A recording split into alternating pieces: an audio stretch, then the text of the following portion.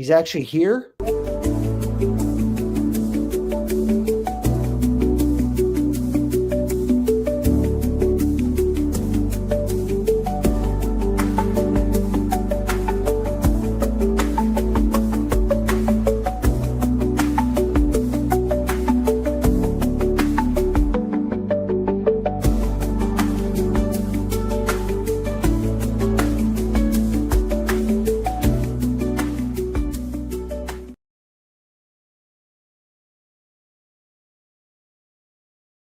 Wait, hold on. Something's different. Something's not right. Something is not right. Something's not right. Mr. Producer, I do not appreciate the attitude coming from you guys. Well, no, it's not that. Something's different about you, about something to set up. Did you get a haircut? I did. I got a haircut. You like That's it? what's different. That's what's Thank different. you. Appreciate that. Yeah. Welcome to the also your face looks thinner. You look great. Appreciate you, man. It's the sweater. Is that what it is? I wear extra large sweaters now to make me look skinnier. Well, no, your face looks really like chiseled. It's not. It really isn't. So you look great. You look great though. I mean, don't worry. Like, you know, appreciate it. It's the salt and pepper look, you know. Apparently it's the ravest thing. And by the way, yeah. Welcome everybody to Break Even Sports Talk. I know I'm not usually the host here, but I really wanted to put this out there. We are also live technically on a vertical one. This is a new feature. It is on YouTube, right? So YouTube, as you guys already know, YouTube has vertical and the regular 6x9, whatever, 16x9, right? But here's the thing. Here's the cool thing about the verticals. The verticals now show on the reels, meaning there's more views that way. So just we're trying this out. I like it a lot. It's only going to show in our faces, and I don't know why, but like, there it is. How is that? Is that better? Yeah, I think so. Anywho, just wanted to put that out there. This is pretty cool stuff, guys. This is new stuff that we're trying out here at Break Even Sports, actually at the DHC altogether, right? Because we want to make sure that we got all the latest and greatest, and wanted to make sure that we got everything for you guys today. So wanted to just put that out there because I'm excited for this new little cool feature. I've been waiting for this. This is something that's been in the works apparently by YouTube for, I don't know, for a few months now. And they released it. And I was like, hell yeah, here we go, baby. I'm excited for this. So wanted to make sure that I give you guys the little info. So now that I'm done talking, Mr. Producer, it's all yours. And Mr. Prospector, it's all yours. So welcome to today's episode of Break Even Sports, when we talk about some of the sports that we do not talk about on the DHC sports shows on Tuesday and Thursday. So we have soccer, we've got FCS, maybe some Formula One, maybe some hockey, maybe some NBA, because we'll see how that goes. So, we'll see.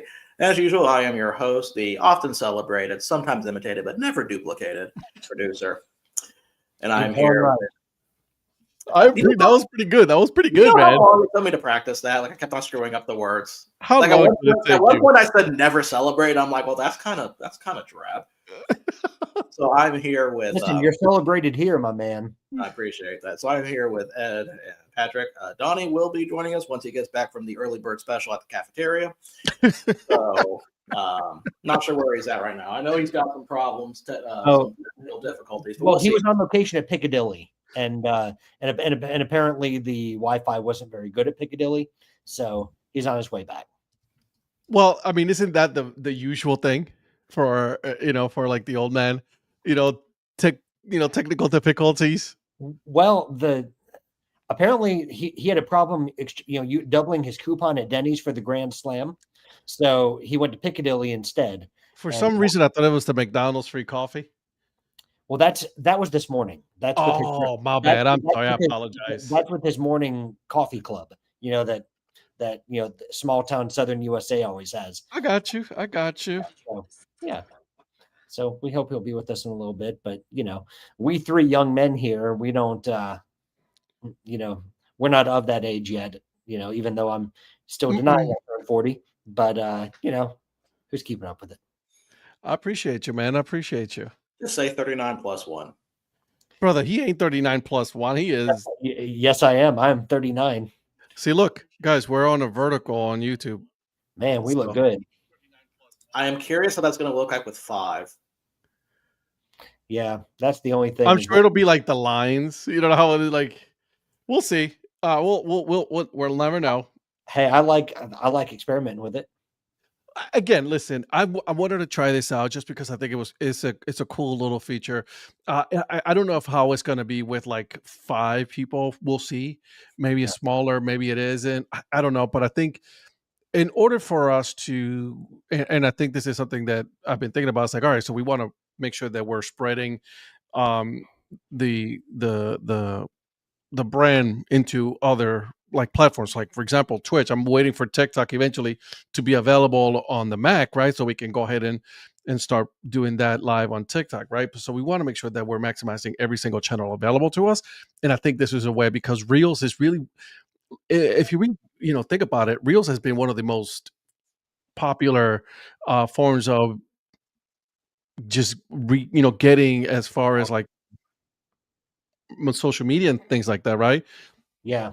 Well, and also when you search for things on YouTube now, most of the things that you get are in Reels, and they're not necessarily the YouTube videos. I mean, So think about it. ESPN now has their own section of Reels on their app. yeah, So and they don't call it Reels, by the way. They want to be fancy. They want to call them verticals. I'm like, bro, come on now. You got bigger problems than calling something Reels. You gotta get your own name, honestly, copyrighted, so it makes sense. Absolutely right. Absolutely. So I like what Phil said. What about German shopping cart return championships? Um, uh, hey Phil, Listen, that looked legit. what about supermarket sweep? Let's bring it back. Love that show. So did I. by the way, I showed my wife last night the professional pillow fighting on the Ocho. She was like, "This is not a real thing." I'm like, "Oh no, no, au contraire, my wife. It is very real." And I showed her, and she was like, "What am I watching?" Have you shown her competitive tag yet? I have. Man, I love the Ocho. I love the Ocho. There's got the weirdest things, Yeah. there, so it's amazing. Is that where the slapping championship started? Like the face slapping competition? Did they? Honestly, probably. Because that's one that I don't recommend showing people, that because they might want to actually compete. It's like, no thanks, because that looks so painful. No, I still remember when ESPN2 showed up Magic the Gathering tournaments and Scrabble. Yes. So it's like, yeah, I think was it last year or the year before they were showing air guitar championship? Hey, they also showed the spelling bee, okay? The Scripps National Spelling Bee. Air guitar championship, bro. I was like, hell's yeah. This Yeah. is where it's at. I'll bet you Virgil would have been good at that. Virgil probably no. dominated Guitar I Hero. think he would have been good at the air guitar. Listen, I think he would have dominated Guitar Hero. It's like the rest of us are just there. And No, Yeah. Virgil absolutely dominating. And let me tell you something, and you'll know what I'm talking about. The president of Virgil Fan Club, a certain Basset Hound, she would agree that, and then maybe another admirer might That's also. now. By the way, you look like you have like pads on your hoodie. Who, me? Yeah, you. You talking about this? For a second, it looked like there was pads, and I'm very jealous of that hoodie. Oh well, it's getting its really first full debut because it is cold as rip here in Georgia. Bro, same here, dude. Yeah, it's not. It is definitely. Is it cold in Bama as well? It is super cold in Bama right now. Yes. Yeah. Whoa, look who decided to show up. Look at that. Look That who was difficult.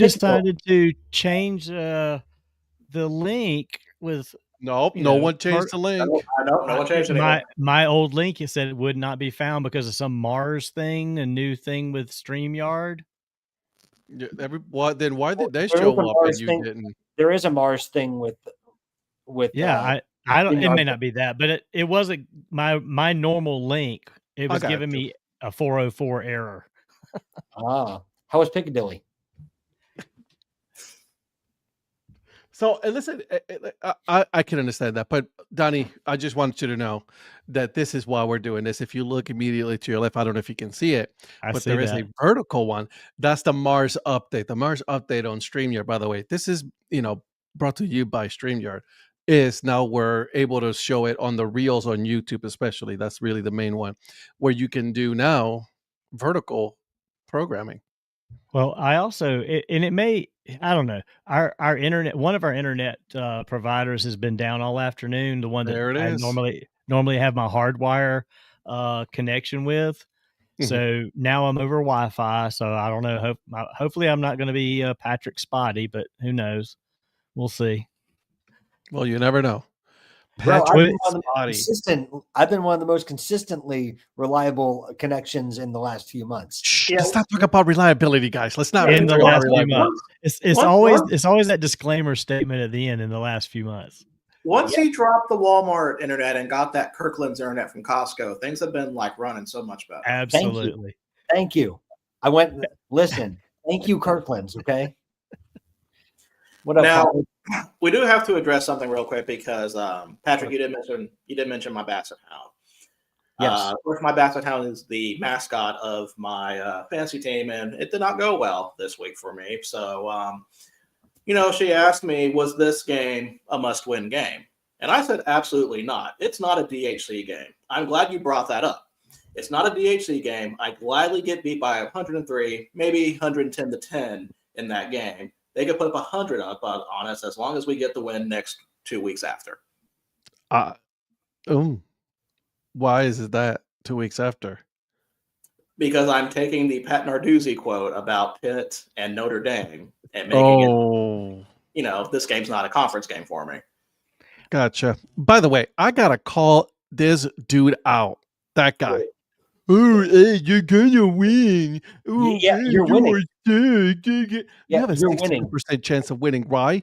Because you Yeah. still got players playing tonight. So I Player. don't want to hear it. Player, just one.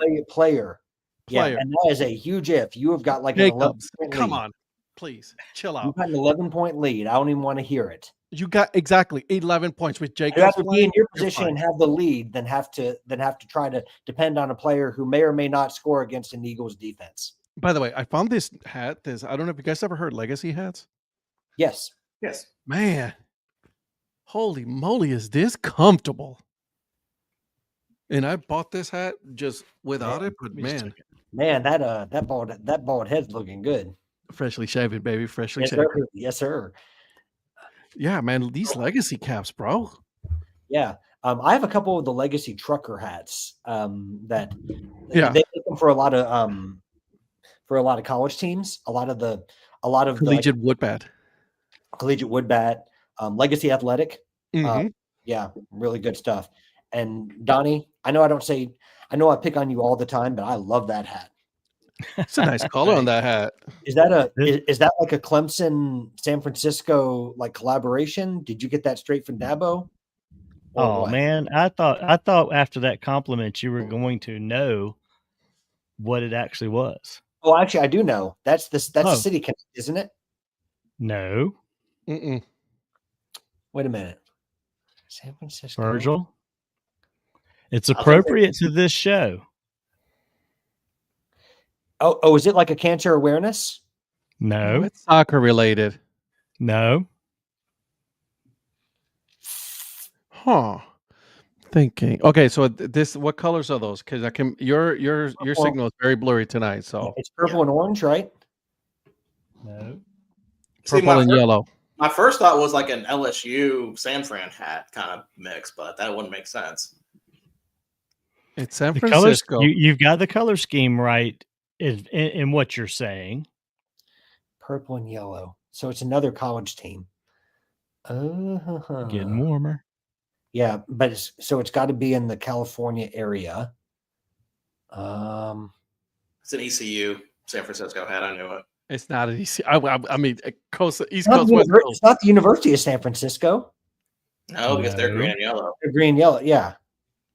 It's not UCLA.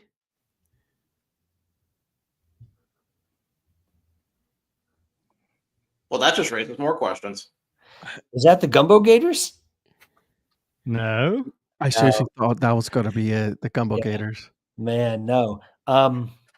You got me stumped on this one. Yeah, which team is that? I thought possibly Virgil would come up with this university. My Nope. brother attended this university. Adrian went there. Adrian did? Like the Adrian that I met? What movie? Yeah. Movie? What is it? Mary's? Mrs. America tell you. It's not St. Mary's. This is gonna bother me. It is. This is gonna bother me. This Don't is one tell of, them. They're still trying to figure it out. this is gonna be one of those things that keep me. It's gonna take us 2 hours to figure this out. I'm not I know going to it tell you. will. I'm gonna let y'all figure it Yeah, out without don't tell us. no Don't tell us. googling. No Okay, Googling. don't. I'm not googling. I'm not Not googling. Googling. You just Oh, got to man, this think is- hard. It's so all it's right in in San front of you. Francisco. That's not the Norwich Navigators, is it? No, it's that. I'm thinking it's a college. Yeah, Can I it's see that? Can I see that logo again Yeah. on the back? yeah. San Can Francisco. you keep it up there for like 5 minutes while your internet catches up? It's an alligator of some sort. It's an alligator. Oh man, I've never seen Golden that. State. Oh my God! Hold on, Donnie. Is that San Francisco State? Bingo. Dang, I completely I knew. forgot I about knew that. when he said Golden State, I was going to say you're half right, but then you started to say something, so I State left it triggered in it. there. Yeah, when he said state, that triggered it, and it's like that's San Francisco State. Why did It's I the not San think of it? Francisco State Gators. Listen, I'm not even gonna. That's lie. That's I didn't know there legit. was- though. Yeah, That's I didn't know cool. there was a San Francisco State Gators. I honestly didn't Yep. even know they were a thing. This The was an only- on-field hat from back in the day.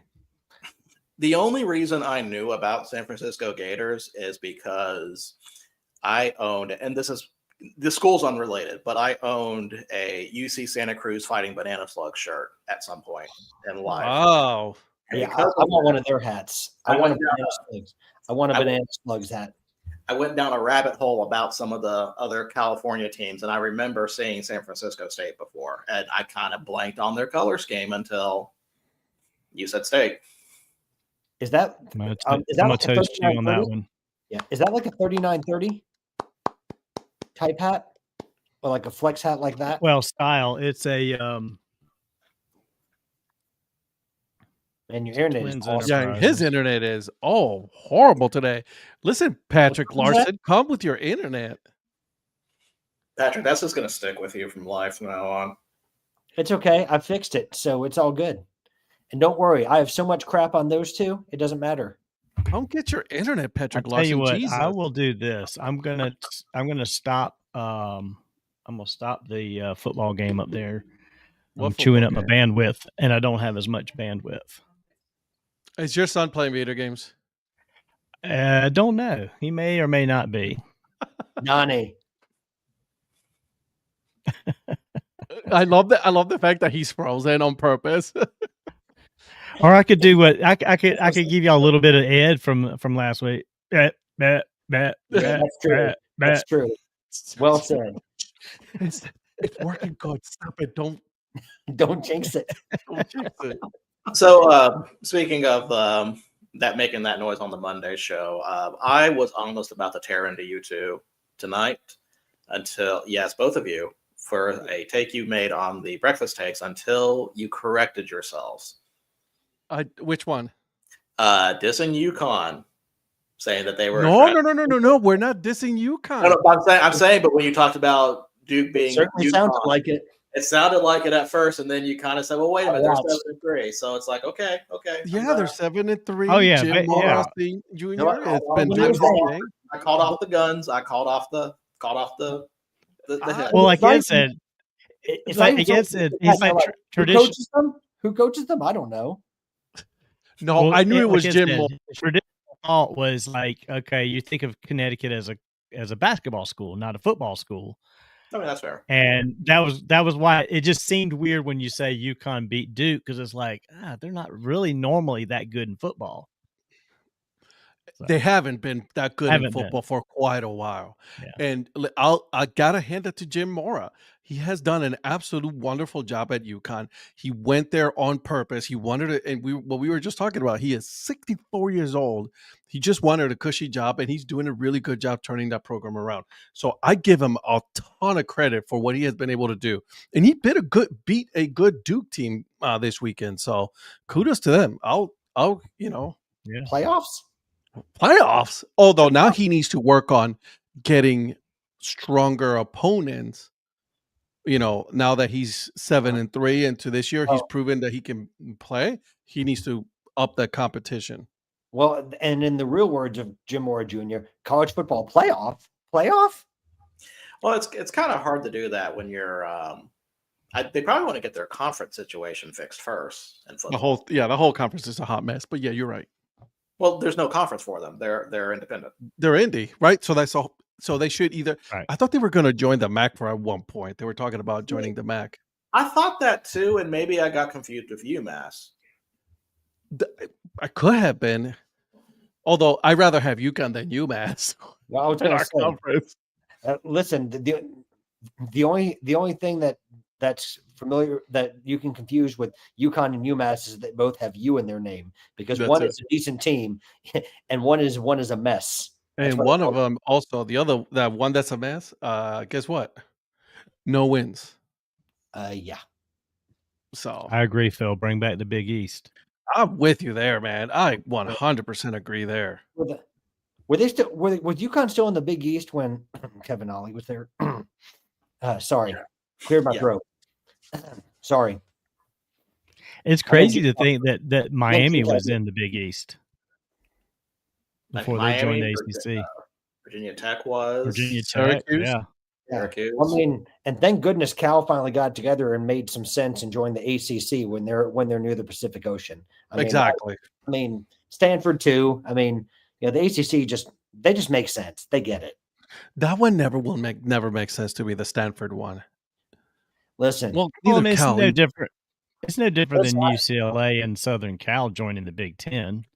I agree, but I'm just saying it's just weird. That's not as far of a distance as it is. Like, I mean, the Big Ten is at least isn't like pointing out the other side of the country. As wait a minute. Can you point out Piscataway, New Jersey, on a map for me, please? The what? Can you point out Piscataway, New Jersey, on a map for me, please? Nope. That is kind of far on the other side of the United States. Just saying. What we're talking about? Talking about Rutgers? Yeah, you talk about Big Ten. Now they're closer. Right? And Maryland. I'm talking about the conference name. I'm talking about the conference. Semantics, exactly. Okay, are you on Dabo's payroll just like Donnie is? Is that what this is about? No, I'm just a big. Because we know Dabo, we know Dabo pays Donnie. He pays everybody. So listen, I'm just a big fan of geography. I just want to make sure. Mr. Producer, yes. Is it true that Rob Ackey has been fired? Rob Ackey? Yeah. I have not heard about that.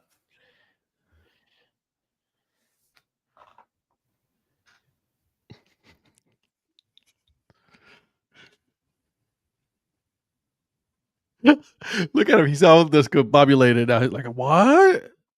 Well, all right, I'm going to ask, who is that? It's the interim head coach. Head coach for Oregon State. Okay. I've never heard of a situation where an interim coach got fired unless he did something to be fired. So I mean, he did lose to Sam Houston State. I mean, that's why I paused for a minute, because I'm like, he's not talking about that Rob Ackey. Okay, not the one that just got become interim. So yeah, I think how bad of a program do you have to be? I think he is getting fired. I don't know if this is like confirmed, but he won the Pac-12 championship. So does that not mean anything to that? No. To the Oregon State fan base? I guess not when you lose to Sam Houston State. I mean, that's also true. You couldn't score a single touchdown or point against Sam Houston State. You gotta be that bad, bro. Wasn't Sam Houston also winless? Or just winless in the conference? Winless in the conference, I think it was. Anyway, so I'm sorry. I apologize. I'm taking over. Interim coach. Yeah, that's Sam Houston from the other Huntsville. So, but before we talk about that, I was going to talk about how much I love geography. And there's nothing I like more than let's go over to the UK first to talk about some Premier League games. Because, guys, I think we had probably the best game of the season so far. But the question is, Which game am I talking about? Hmm.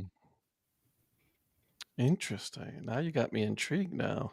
Because there's two games that had 2-2 draws. One Really? had late theatrics for their goals, including 2 goals in stoppage time. The other one was a gutsy performance by a promoted team that also got a goal in stoppage time, and probably one of the best.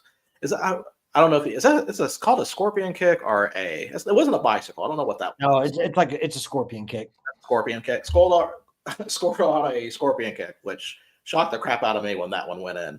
So the two games I'm talking about first is Tottenham and Manchester United.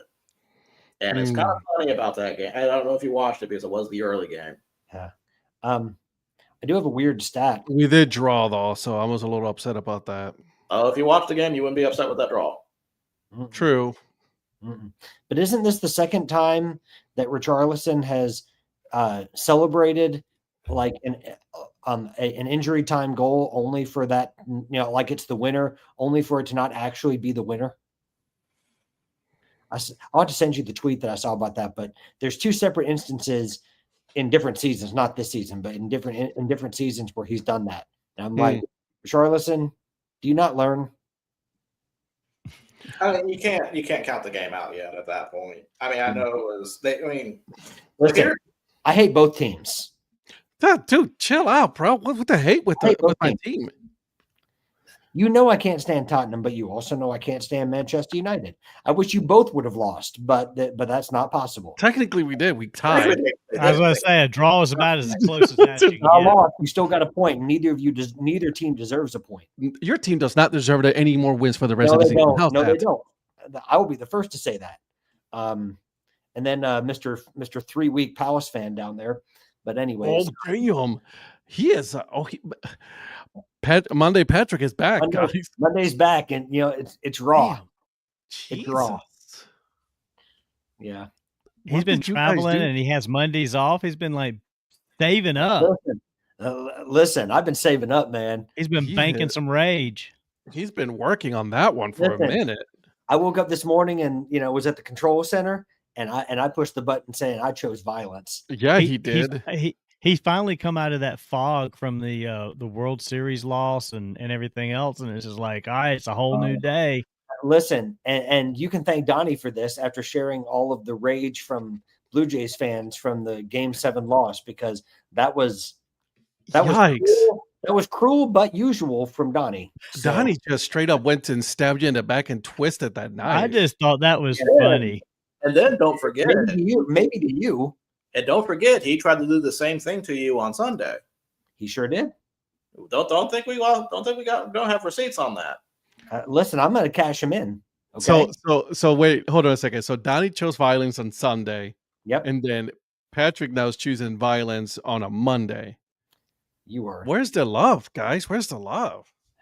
Where is the love? Okay, let's not.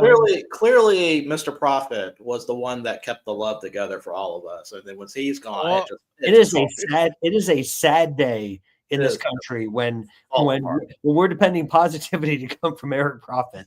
And listen, I'll say this: we've really reached a new low.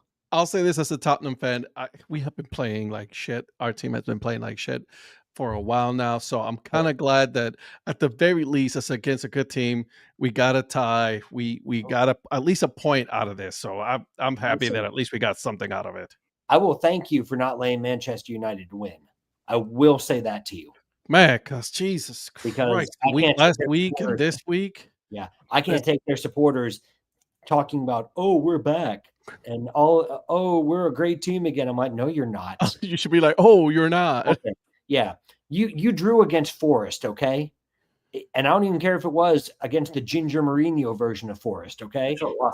Nothing wrong with Gingers, by the way, Donnie, before you try to say I'm trying to, go after Gingers. If you knew what I meant by Ginger Mourinho, you'd know I mean that as a compliment. Anyways. All right. I was ready. I was locked and loaded. Listen, Sean Deitch has done a fantastic job at Forest so far. So you go back to your 975 proof whiskey that you're drinking. Can't wait for Rhonda to steal that from you again. And, Virgil, Now that I've gone off the rails, I'm going to turn it back over to you. Oh, Well, thanks. Yeah, I was just going to say, just leave scorched earth. I just want to pieces. all I'll say about what I'm drinking is I chose this drink because of the sophistication that Ed has put upon us with all this newfangled stuff today. Oh, well, Break I'm Even sorry. Sports is the sophisticated sports show. Here, And so I figured I'd go with a sophisticated drink. You know, that sounds delicious. I wish I And- had something to mix my rum with, but I got nothing today. I'm sorry. Mix. No. You just it's like just 2 cubes of ice and straight out the bottle. And Patrick, you will appreciate this, that the mayor is drinking the senator. the senator. Okay. I do appreciate that. This is a single barrel straight rye whiskey. Yeah. Rhonda, you will get Sweet Patrick, okay? Because you deserve it. Your husband does not. And Ed does not. Virgil What might. I do? Virgil might, other than his geography comment. You know. What I do? I didn't do anything. Oh, yes, you have. Virgil's built up such goodwill with me, though. I mean, I love some Virgil Brooks. I really do. Thank you. Virgil's all your show. Jesus. Yeah. So the other 2-2 draw I wanted to talk about. All I was going to say to finish, just to finish, Virgil, real quick. I was just going to say this was put in a barrel in 2014, and was put in this bottle in 2021. Trent Krim from the. And I bought this at the Tavern at the Rainbow Row in Charleston, which is the oldest still active liquor store in America. You interrupt me again. I'm putting you in a barrel in 2026. How about that? Have you ever seen that video of the backyard baseball where they hit it and they're like, nobody cares? No, I've not seen that. Man, I'll have to send it to you. It's fantastic. So some of the other results from this Saturday slate again we're going to go through first. Everton beat Fulham 2-0. Not really there to talk about. Good win for Everton. West Ham beats Burnley 3-2. That was actually a pretty fun game too. I thought Burnley was going to steal a home away win from that one, but that didn't happen. But then the other game, which I thought was probably the best game of the week. I'm not going to say the season yet. I know there's been some good ones, but Sunderland. Chelsea Wolves, wasn't it? Oh yeah, exactly. Yes, exactly. Chelsea Wolves. That's what it was. Sunderland playing Arsenal, and man, Arsenal looked like they were going to be top of the, consistent. They get the second goal on the road, and it looks pretty much done. Sunderland keeps on fighting, and then they get their goal in the 4th minute of stoppage time. Probably one of the most unexpected goals, I would say. It was out of nowhere. It's out of nowhere. It wasn't against the play. It wasn't against play because they were definitely threatening at the time, but it happened in a flash. So if you have a chance to go back and look at the scorpion kick goal by I'm always pronouncing his name. Is it Robbie? Robbie, I think is what it is. But do you think that David Raya made a mistake coming out the way he did? Or would you have gone after that too in a 50-50 like that? I feel like at that stage of the game, because they were already down 2-1 at that point. It was 2-1, yeah. I think at that stage of the game, you kind of have to go. You gotta have to put that risk in there for that, because sometimes to try to preserve the 3 points. To try to preserve the 3 points, especially at that point.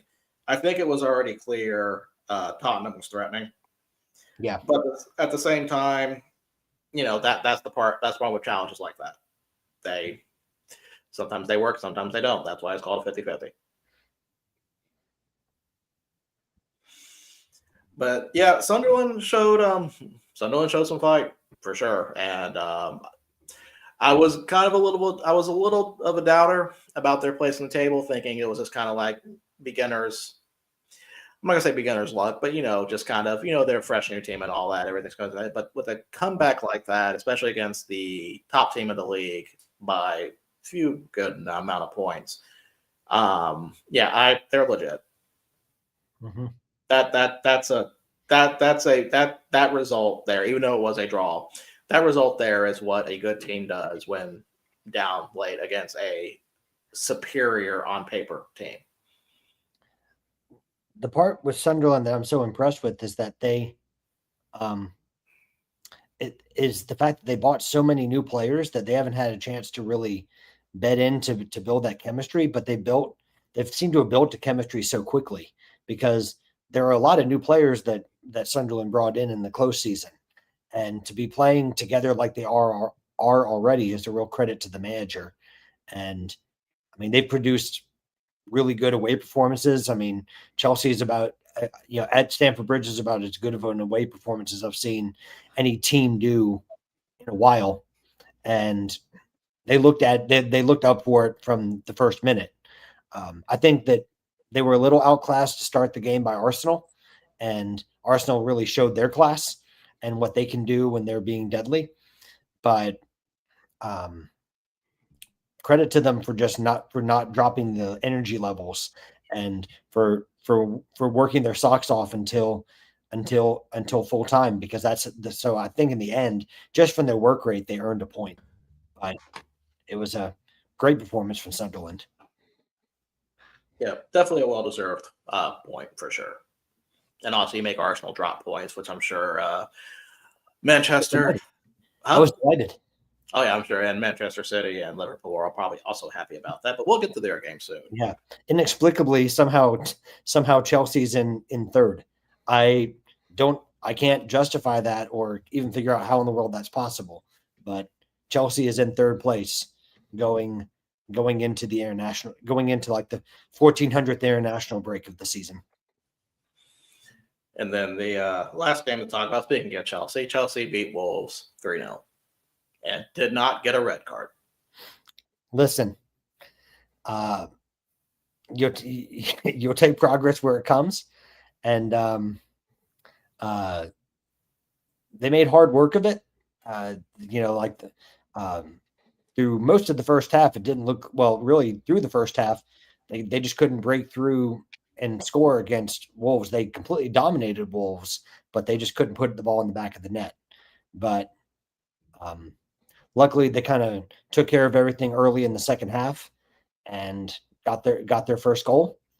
And I thought Garnacho, I never thought I'd say these words, I thought Garnacho played really well.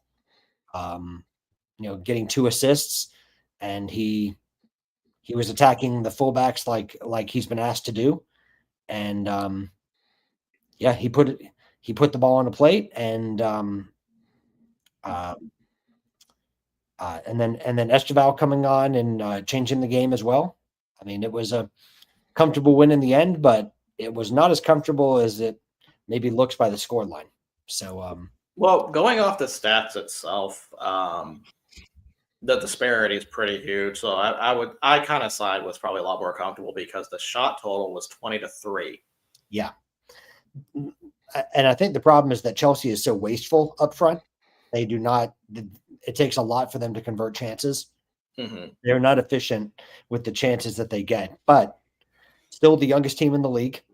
And despite spending as much money as they have, and they're still somehow, thanks to a very inconsistent league overall, they're in the top 3 at the moment. So even though we drop points we shouldn't have, I'm delighted with where we are at the moment.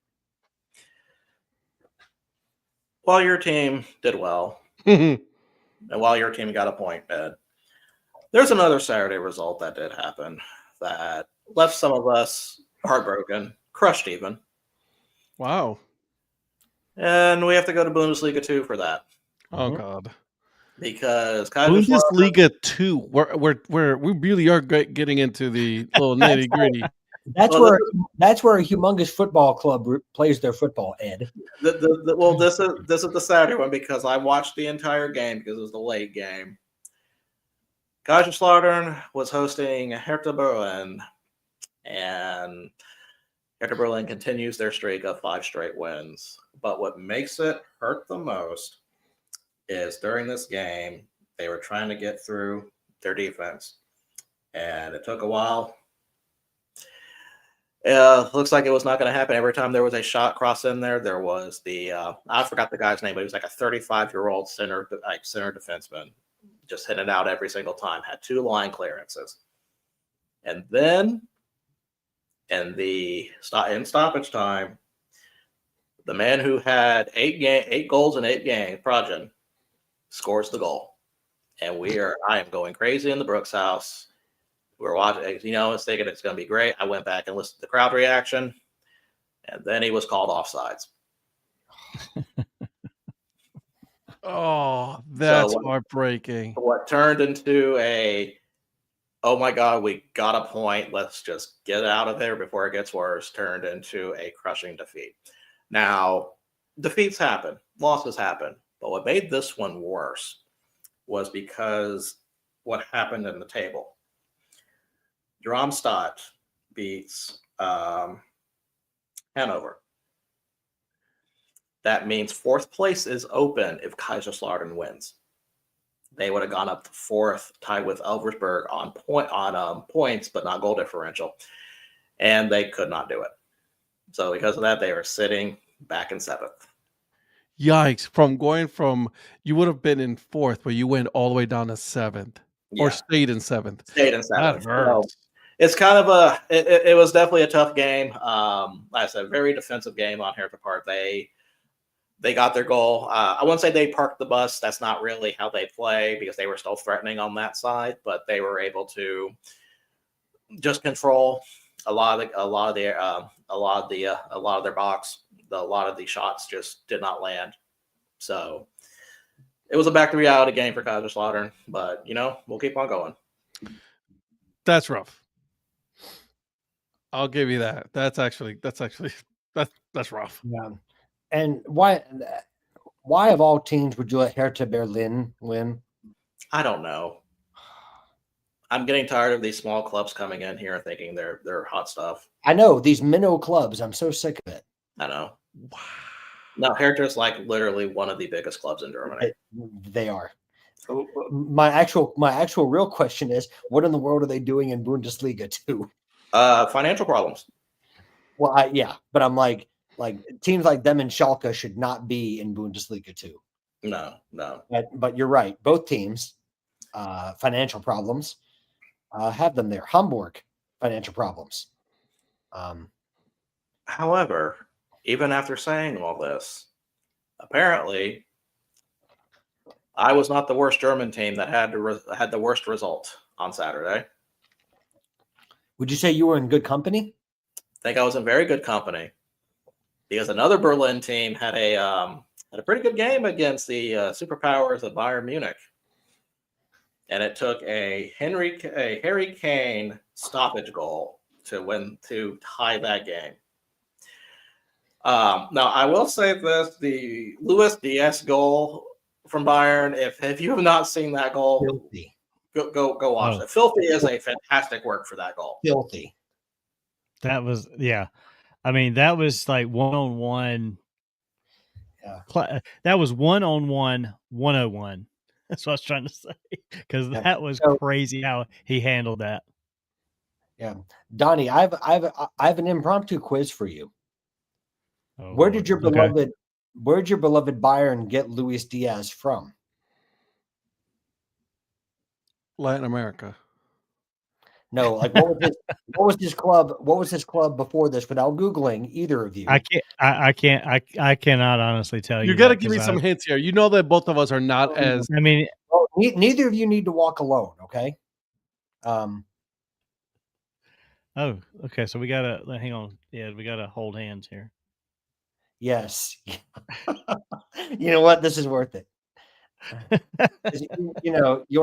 Because you'll never walk alone. Did he come from Chelsea? Wanderers? No. Arsenal? No. Virgil, please help them out. Liverpool. Yeah. Yes. Liverpool. Okay. Liverpool. But to be fair, when Patrick is asking the question, I was thinking to myself, he didn't come from Chelsea. Why is he framing it like that? So now I know why. No. That's why I said that to begin with, because I thought he was trying to tee one up that it came from him. No. I actually was legit. I was only bringing it up because with Liverpool Liverpool being as poor as they are, and I guess we'll get to their game at some point. Oh, we will. Yeah. I won't go into all that just yet, but I'll just put it this way. Liverpool is missing Luis Diaz at the moment. Are we going to talk about some La Liga too? I mean, because y'all are just talking Bundesliga, you guys are talking English Premier League, and y'all are just disrespecting La Liga like that. Apparently, right? you want to talk about Bolton Wanderers because you said Wanderers. I didn't know if you were talking about Wolverhampton or Bolton. So Both of them. both of them. Okay, You like Okay. that? I like that. Well That was done. pretty good. Yeah, I like that. I like that. And you're Okay. looking good today. You're looking good today, my man. Yeah, I appreciate it. I'm going with the no See, there's no no hate. logos. There's no hate. Yeah.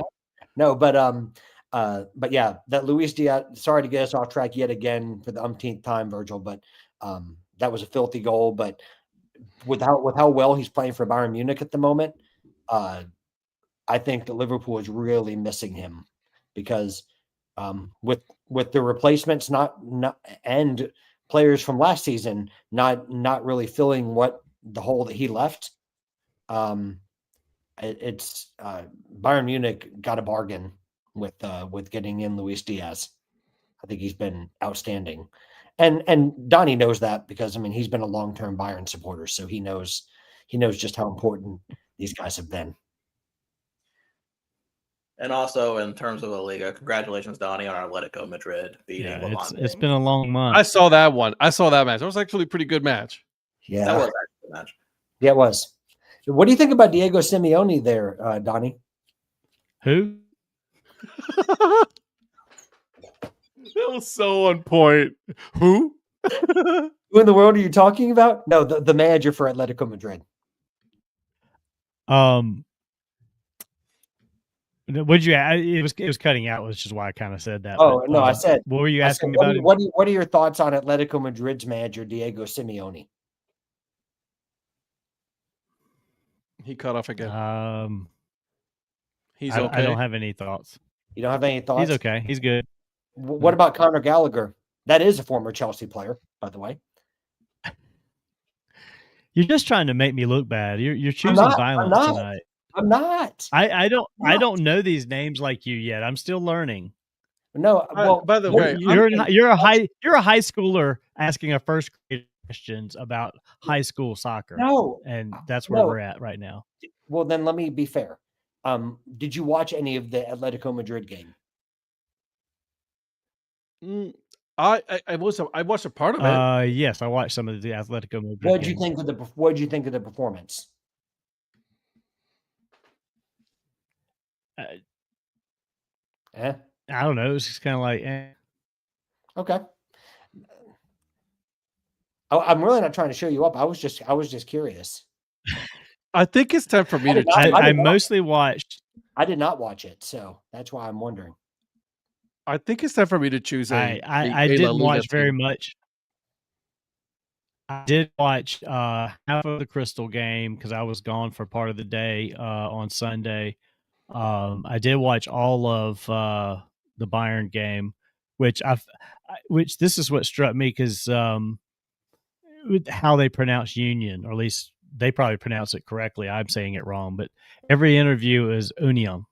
They kept saying Union, and I was like, "Did he say Union?" I was like, "Okay." Yeah, well, but anyway, that's probably the German accent, right? That's I'm pretty sure. I'm pretty sure it was Berlin. You know. Oh, they do say that like that, don't they? Well, you have to understand, my German accent is horrific, but that's how I believe one would say it. My German friends would cringe hearing me try to say it in their dialect, but you know, that's okay. Yeah, sometimes it's an adjustment. Go ahead, Donnie. I'm sorry, I did not. In all seriousness, I was not trying to show you up. No, go ahead. Tell him he was. He really was. He was disrespecting you like that. Don't you dare take that from him, okay? Now he's got me feeling really bad. Don't you dare disrespect him like that. I'm still learning. I'm still learning the names. I'm still learning a lot of the terminology. Offside. I will say this: offsides really gets me. Still, I've learned more about it this weekend. Yeah, because I was like, they call offsides. I'm like, Yeah, mean he's if offside? there's a little bit of it just of their body ahead before the ball Did y'all kicks see? Well, y'all, I don't know, y'all probably weren't watching the match, but I think it was the Bayern game, or was it Crystal? There was one of them they showed. I think it was Bayern. They showed the like the digital. I mean, it looked like freaking something from Churchill Downs with the little red line. Like, Yeah. you couldn't have put Oh, a piece yeah. of paper between there. It's like how did you see that in real time to question it? So it's amazing to me with like virtual assistant referee or VAR, Mhm. Yeah. how it's supposed to be something that's supposed to help. You know, It's like, become more of a But it detriment. penalizes. but, Yeah. but well, it does, and but what people don't understand, what people fail to realize is that they're still humans interpreting Correct. what the system is telling them, and Yeah. in fact, I think it's caused even more errors than if you didn't have it at all. It's just now you still have human error that's involved in the game. It's just that now instead of celebrating a goal, whether it should have been, counted or not, you're sitting there for 5 minutes while they're looking at it, and you're like, "Am I allowed to celebrate?" Well, and this is what it reminds me of, and this is what I thought of when I saw it happen. I was like, well, one, I was like not understanding what constituted offsides until I kind of got that They don't explanation. know either. They don't know either. Well, yeah, it's like, oh, it's unfair if we don't have one of our guys between you and the goal. You have to let one of our guys be closer to the goal than you, or you're offsides. Yeah. It's whatever. It's a technicality thing. But this is what I was getting at. In relation to baseball, with the new And it's ABS coming. system, this is where we're going with that, because you could have a lace of a baseball clip the millimeter edge of the strike zone and be called a strike Mhm. just the same. Gonna happen. And that's what's going to happen. Well, but I'm okay with that because at least that's going to be a quick thing. I'm saying, but that's a quick thing that you can do that's not going to take 5 minutes. Like, Well- you're going to be able to do this, Right. send it up. You're not sitting there waiting for it to be looked at by Yeah. New York. The I'm thing not is, gonna be upset about it. if Yeah. that's the case, then that's what they should do with soccer is if there's an offsides and they have that system in place and somebody says, I think that's offside, they challenge it or whatever it's called, Right. and boom, they put up on the screen like, yep, offsides, let's move on. Well, So the offsides. Go ahead. Go ahead, Virgil. The offsides ones don't usually take forever on the VARs. It's whether there's not a penalty or not. That's Sure. the ones that are the red cards. Those are the ones that take the time. Yep. Because And- the Manchester City Liverpool game, the first goal was trying to figure out if it was a penalty or not, and it took a while. But and also like that the offside, it's very quick. They see the line, they see a part of it crossing the line. That's it. It's done and over with. They move on pretty quickly when it comes to the offsides part. Yeah, and I think if you're comparing baseball and soccer, that the baseball one is the most like the ABS system in terms of time. Mhm. I think that the penalty that they check for with VAR is a lot more like the challenge call in baseball when we're looking at, was a call right, was someone out at second base or third base on an Right. attempted steal. You're looking at the ball, the ball in the glove versus the foot on the bag kind of thing. Yeah. Right. Yeah. Or did the person's foot come off the base when they came in, or did they keep the tag on? And they use the same type of rule about, is it clear and obvious that it's in order to overturn it. Right. A lot of times with penalties too, it's the same type of thing. Is it a clear and obvious error on the field that would cause you to overturn a call on the field? And so, and it can take way too long Yeah. to determine that. Honestly, I don't have a problem So with something else. No, go ahead, Ed. I was just gonna say I really don't have a problem with the way I and again, this is me, critiquing the English Premier League, but like to me, like if it's offside and offsides, you're like it's gonna against my team a lot. I'll say that. So because it's like, you and you gotta also remember these players already know where they're at in positioning when it comes to the players.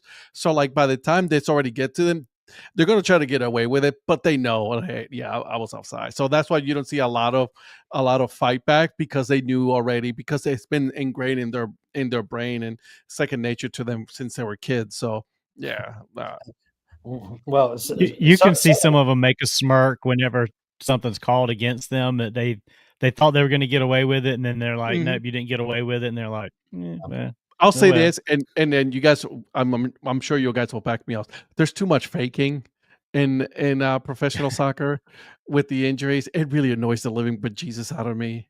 Oh, you're Like- starting to see it in other sports too now. Oh Mhm. God, yeah. In football, you're starting to see that Well, didn't we see the first fine a few weeks ago in the NFL for like for faking. faking, like for Yeah. fake injury? Yeah. And I'm like, did Soccer Cristiano- just get itself I was gonna say, did Cristiano Ronaldo just join the NFL and I didn't realize it? It annoys the shit out of me. It really does annoy the hell out of me. Like, come on, man. Like, dude, just get up. It's Well, I gone far. hey, It's at gone least- beyond a time delay tactic. I will say that making they call it simulation now, a yellow card offense, really has it fixed it? No. Has it changed it where it punishes people a lot easier? Yes. Yeah. 'Cause I forgot which game it was. I think I was watching a Dutch League game, maybe like a year or two ago. A player got sent off because he simulated on a second yellow. Mm. And so it's like usually you never see calls like that where they're simulating when they already have a yellow. And Donnie, if you don't know, two yellow cards, you're off with the red afterwards. Yeah, to Right. have somebody off for simulation, it's like that's how you try to curb that. You make that a penalty to fact that we could even be sent off. Let me ask you this: for the 2 yellows, you get the second one in the match. You offer the rest of the game and then the full match afterwards, isn't it? Correct. It's That's what I thought. It's a 1 game suspension. It's a full 1 game suspension. You're It's- like if Yeah. Yeah, it's considered what they call a that. soft. It's called a soft red.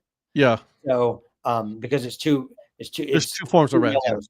But if there's but if it's a straight red, like without a yellow card, it's 3 games. That's about 3 games. Okay. But you're right, Ed. Like it's you get sent off regardless if you get a 2 yellows. The that make second a yellow, red yeah. or a red. But then as far as suspension, unless you appeal it, it's You're 1 game. on the next game. It's 1 game for 2. It's 1 game for 2 yellows, Yep. and it's 3 games For a full red. for a full red, Yeah. unless there's considered like extra violent conduct or there's something like with striking an opponent or something like that. Mhm. Sometimes disciplinary panels will extend it further than that if they feel like it's necessary. One Gotcha. of the things that I absolutely hate in tournaments, though, that we will talk about this because I'm sure this will appear eventually in the World Cup or in the Euros. Accumulated yellow cards can also get you suspended. Yeah. I hate Depending that. on how many yellows you accumulate during the World Cup. Right. Yeah. I hate I've the seen that. accumulated I saw that. yellows. I hate the accumulated yellows and then after a certain round they'll expunge them or they'll They expunge them in I think the quarters or the semis maybe. But yeah, So- you can be in a situation where you get a yellow in in the third group stage game, your team makes it to the quarters, but you can't play because you already had a yellow beforehand in another game. To me, it's to me, I stain. don't like that It rule. puts a stain on the competition to me. Yeah. Just follow the normal rules when it comes to, penalties like yellow and reds. Like just follow the normal rules. Stop making shit up. I'm with you. That's what annoys me. So I'm with you. Well, But one Donnie, I other think I'm thing I gonna learned in that game. go ahead. One other thing I was gonna say that I learned last night in that game in extra time that was funny to me and surprising, but I get it. When late in the game, one of the players for Ottawa went off, Atletico. Atletico went off the pitch there, getting the ball, And and they he was pulled him back? hurt, and they dragged him back on so that the clock would keep going. It wouldn't be that was just the funniest thing to me, and I get Smart. it. Super But smart. That's one of those little things. It's like because I always I didn't know like if one person's off the pitch, then the clock stops. That's where all your stoppage time and all that comes from, things like that. And that guy's like, no, we want the clock to keep running. We don't want added time, so let's drag his butt back onto the pitch. It's funny you was asked that. just in the snow, just dragged him out. It's funny you say that because Darla we were watching that game, and she was like, "Did they just drag it?" I'm like, "Yeah, it's they're doing it on purpose." So we will get to that game for a minute, but there's a few other Premier League things I want to talk about real quick. Go for it. Because I am Sure. also, we have to talk about probably the biggest disappointment in the week. And that is a team that I have been championing probably for the past few weeks. Bournemouth laid an egg, lost 4-0 to Aston Villa. And man, they had a full squad too. So I can't even blame like a yellow or red card in that one. Very disappointed in that one. And then also Donny, Crystal Palace, 0-0 against Brighton. Not the worst result, but also not the best result. You guys did not get Danny Welbeck, which has been usually happening lately, but you survived that. No, that's only against Chelsea. I mean, it was Only a against- my bad. it was actually a really good match. It just nobody could score. Sounds like And Chelsea. like I said, I only saw the second half, so I didn't see the first half, so I'm not sure how that ran.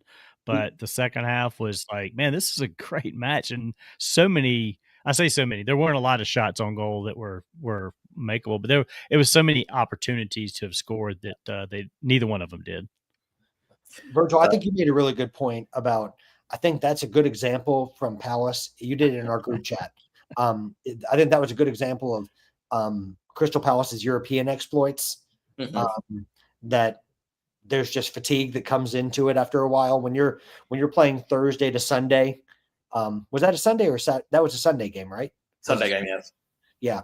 So when you're playing Thursday to Sunday every week, and Oliver Glasner's even talked about this. I mean, you're going to have Donnie, correct me if I'm wrong on this. You guys are going to have like 3 games in a span of 5 days, I think, coming up. It's like in 3 games. I believe so. Because Oliver Glasner was railing about that about a week ago, saying that's thinking about player welfare and all those other things but one retort I'd have to that is they're not the first team that's happened to. it's happened to Chelsea, it's happened to Arsenal, it's happened to, well, probably not Manchester United because they get favoritism, but to other teams it's happened, and it's a grueling schedule when you're in Europe along with all these other competitions because in England you don't get a holiday break like you do in the other European leagues. They play straight through. So my counterpoint about the European leagues, real quick. Sorry, Donnie. Let me just get this out real quick. My counterpoint to that is teams like Manchester City, United, even though you hate to say that, Chelsea, Tottenham, they are in Europe every year, pretty much year to year. So they have the team. They already know how to build a team around that because you are guaranteed mostly European. That's where I think Crystal Palace will struggle because they're not ready for that. This is really new to them. Not Forest is probably another example of that. They're kind of in an own mess right now, but I mean, they had their game, and Ginger Mourinho got his win against Leeds 3-1. Good match there. So yeah, the European schedule is definitely going to be an albatross on their for them for sure. So let me ask you this then: so what you're saying is that these big clubs, they have enough players that they can swap out between matches, unlike a Crystal Palace, unlike Forest, like they're going to be suffering because they're going to have to be playing their players a lot more than Tottenham, for example. Well, yeah, I mean, theoretically, yes, but it really depends on does the manager trust those, all the players. Case, they're still young players. Like, are they going to come in and be able to repeat the performance that the preferred starting 11 will have? I got you. But yeah, I mean, they do have squads built for a lot of competitions. Like Tottenham's kind of somewhere in between. Like I think Tottenham's been trying to build toward that, but they're not there yet.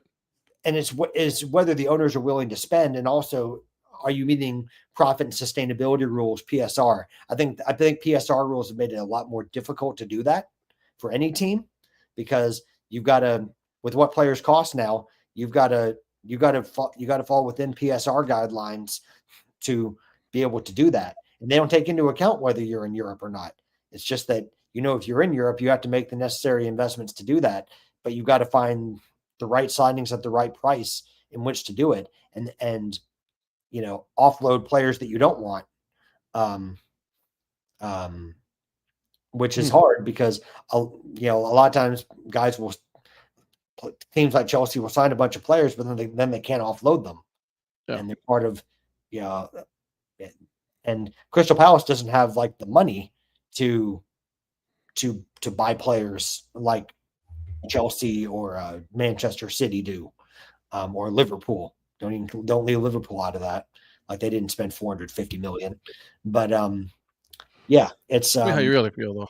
Oh no, I mean Florian Wirtz, great signing, but we'll get into that later. But it's tough for teams like Palace. So really, really good first 11. I mean, as competitive as anyone in the league, but you hope, and knock on wood, you hope that there's no injuries and that that they can keep up with that pace because it's a brutal schedule that they play. So, yeah, good luck to Palace. They got the right manager for it. They got the right manager for it. Yeah. So, Donnie, I apologize for earlier. What were you going to say? I was just going to reiterate what Patrick was saying about the schedule. I mean, we just completed a Sunday, Thursday, or a Saturday, Sunday, Saturday, Thursday, Sunday.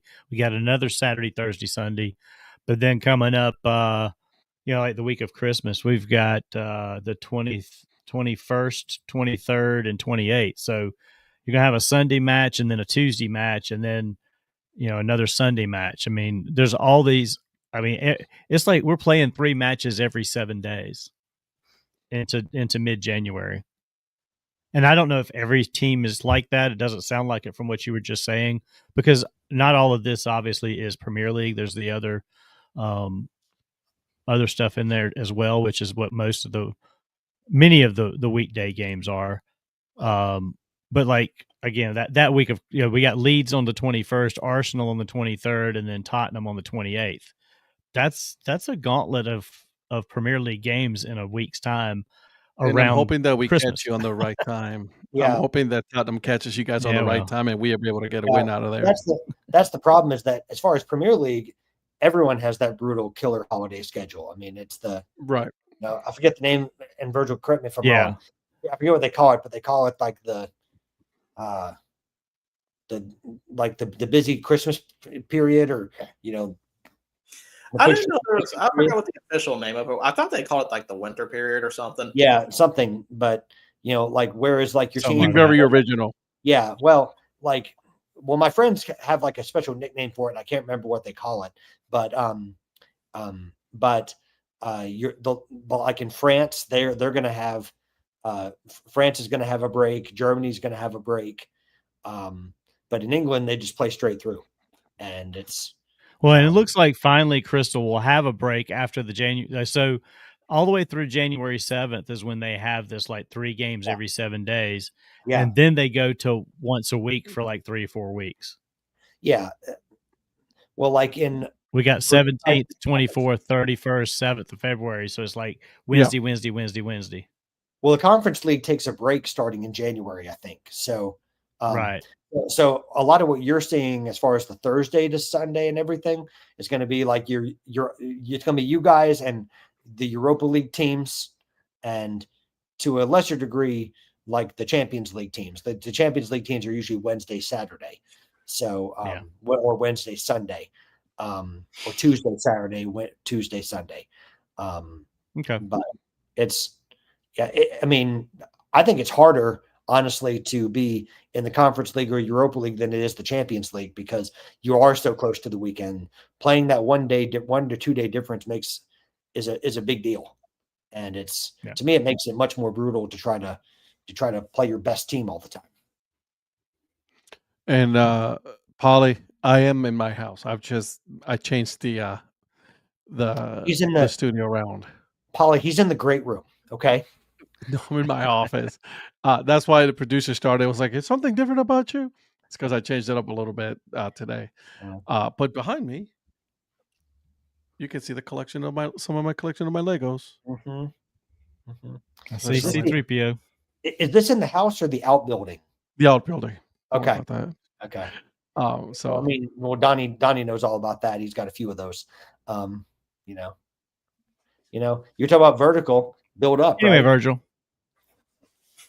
Build up.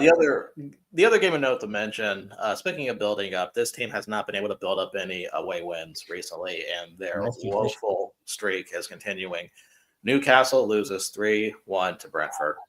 That is another London trip for Newcastle where things just do not work out for them. Early straight red card. I don't know if it was a straight red. I think it was let me see if it was a straight red or not.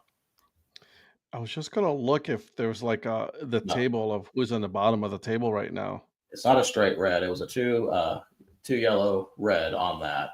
And then they just How early was that second yellow that they got? 73rd minute. 73rd? Yeah. And who was it? Was It was Byrne, I think. was it Dan Byrne? Dan Byrne. Well, Newcastle, for having such a talented team, even without Isak, but I mean, they've got a really good team.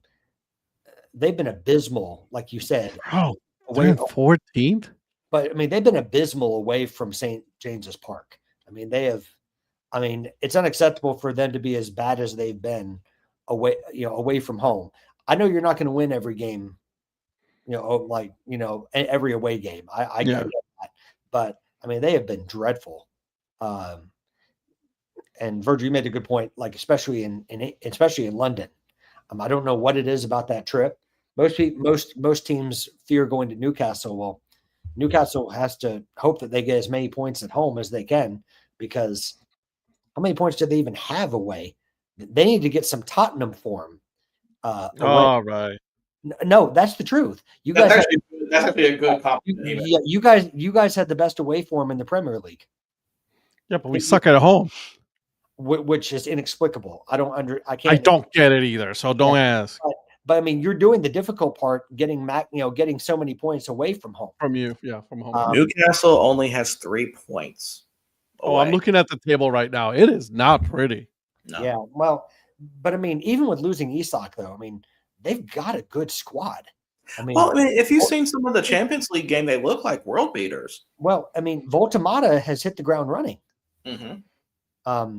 Which, I mean, I didn't see. I'll be honest with you, I did not see that coming. I thought he was going to need a bedding in period, but he's looked quite good. And then Guimaraes is probably one of the most underrated midfielders in England. Jesus, their goal differential is atrocious. And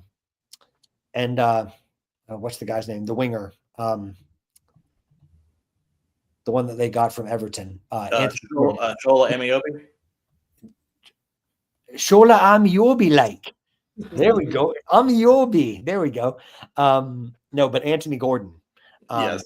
Yeah, really good. Same player, right? Same Can player. I ask a very legit, 100% legit question? Go ahead. Donnie, you're out of this question. The two of you, how much time did you guys spend learning these names, these teams? I mean, I've been sitting here for the past, I would say, 45 minutes. I am absolutely lost. I have all of these names and all of these. I'm like, I'm trying to keep up with you guys, but I can't. For me, it just starts because I've been really following soccer since 2006. Is it because you're single? You have no time in your life? Well, actually, because I was in Germany during the World Cup, but you know what, whatever. Okay, cool. Just making sure. Yeah, no, I was in Germany before they hosted the World Cup, so I got to see a lot of the festivities going around that they had planned out. Yeah. And once I kind of got hooked on that and started following American players and all the places that they were going to, like I could probably name the entire Fulham roster from 2008, from Jesus probably 2010, Christ. all because of Clint Dempsey and Eddie Johnson playing there. My God. I was going to say, I can name Chelsea rosters. I cannot name Fulham's. I can't even tell you this year's Yankees roster. But dude, I know you can. Not the whole thing, but I can name most of the Yankees players because I had to watch them. I had to watch them so much this year against the Blue Jays. But for me, what makes soccer so interesting is there's just so much to follow. Oh my God. You can stay, and like for me, like I've said with some of the leagues that we talk about, I have a very surface level knowledge of them, of a lot of them. I'd say probably the most in-depth ones are probably Bundesliga and maybe Premier League. And Premier League, I'm still kind of shaky on because I don't really have a team, like we said. But like think about how many countries there are just in on Yeah. Earth. No, I'm with you. Almost all of them have a domestic league. Yep. Almost all of them have a cup tournament. Just think about all the players that you would see from there, all the games, and it's just interesting how many teams you can run into before, and just kind of see. I remember watching an Asian Champions League game with Pohang Steelers, and I can't remember who I think it was the Aurora Red Diamonds, maybe, and that was a good semifinal. call. You are a Red Diamonds. Good. Yeah, that's a good one. and I remember there was Bruins. There was a 40-year-old Brazilian guy by the name of Denilson that was playing for Steelers at the time, and the guy it was fun to watch and stuff like that. And it was just a rabbit hole thing, and you get hooked on it, and that's just what happens. I'm just trying to figure out which La Liga team I'm going to follow so I can start investing some time and energy in this. And you guys are. I made a wheel for that for Donnie, and I don't know where that wheel is. You should look for it because I think I might have a team, but it's not a good team, so I might have to. I thought you had one. Yeah, I thought you did. I think you. Yeah, you did. I thought we did do that. Yeah, you did talk about it. It was either because that's where I got Atletico Madrid. No, the two teams that we've mentioned for Ed that I think he's talked about before was Mallorca and Villarreal. That's what it was. That's what it was. Yeah. I thought it was Real. But you did do the wheel for me. Zaragoza. We did the wheel for Donnie because he couldn't name 3 La Liga teams at the time. That is true. Right. Yeah. And I got but he still Madrid. He still got one that was a champion. I'm like, doggone it, Donnie. But no, that's just how it kind of starts. Like, yeah, that's how it starts for me. Yeah. At least. Well, that's awesome. I mean, again, I think I much respect for you guys knowing all of this because it is absolutely same here. It's a lot. It really is a lot. You know what I mean? And you guys know your shit. I'll say that. But it's funny that we talk. Oh no, Patrick. Before I go into segue, I'll let you talk since I think you had something to say. I've talked enough. I think you can go into the next segment. Okay. So as much as we talk about leagues that I follow, we talked about, I watched the K League before, J League and all that stuff. There is one league that I do not follow, and that is the Premier League. And they had an interesting final going on. But see, I have to step away real quick. So Donnie and Ed, since you two watched almost all this, you two talk about the insane game that was Atletico Ottawa against Calgary FC. I'll say this because I was watching it last night. I was during dinner, and I was like befuddled. I was like, it was like insanity. I'm like, am I watching this? So I told Darla, I was like, hold on a second, I gotta text the guys. Like, you guys gotta put this on, right? Because the year before there was no snow. It was no snow on the ground. It was like normal. It was normal soccer, right? A little chilly. Obviously, it's Canada. This year, it was full on blizzard. And this kid, Rodriguez, is it? Rodriguez from Atletico Ottawa? Yes. Holy Jesus. Yep. This kid is good. He is really good. That bicycle kick he had, that he hit the top of the goalpost and then just bounced in. It was absolutely, it was a gorgeous, in the middle of a blizzard, mind you, right? Because like you're trying to kick the ball and the ball could only go maybe a foot or two. That was it. Yeah, I randomly came across this league a few weeks ago on a Wednesday night and watched one of the early playoff games between York and who was it? It was York and the Wanderers, I believe. And anyway, I know Patrick wants to say because I know he knows it. Bullshit. I don't. And it was I texted Virgil, and Virgil's like, that's even hardcore for me. He did say that. And I was like, all right, I got one. And I love that match. I love the energy of that match. And after having watched what little I have watched of Premier League and Bundesliga and some of the other soccer. This one was just it felt more grassroots, I guess is the best way to put it. Because it was a smaller stadium, but it was a insanely crazy stadium. So then I was like, okay, I think I caught some of the what was it? It was I think it was I caught some of the Calvary. Yeah, that's right, because York and the Wanderers was the one that went to penalty kicks that I saw on the 22nd. Then I caught some of the Calvary York game as well. And then I was like, I had it on my calendar or in my brain, not on my calendar, to catch this game last night. And I didn't put it on my calendar. So thankfully you texted about it, or I would have totally missed it, because as soon as you texted about it, I was like, wait a minute, where's that at? Because I couldn't remember where I'd watched it at. And as soon as you told me and I saw the snow, I was hooked. I was like, I didn't watch anything else. I just watched the rest of that match, and it went on. I mean, it was like an hour for them to clear the pitch of the snow and went to extra time. I went to go get ice cream, came back. I even got scared because Patrick goal, oh my God, that goal was insane. And I thought, I was like, no, I missed the game. I missed it. Yeah. And then I was like, what? He was late responding to the bicycle kick.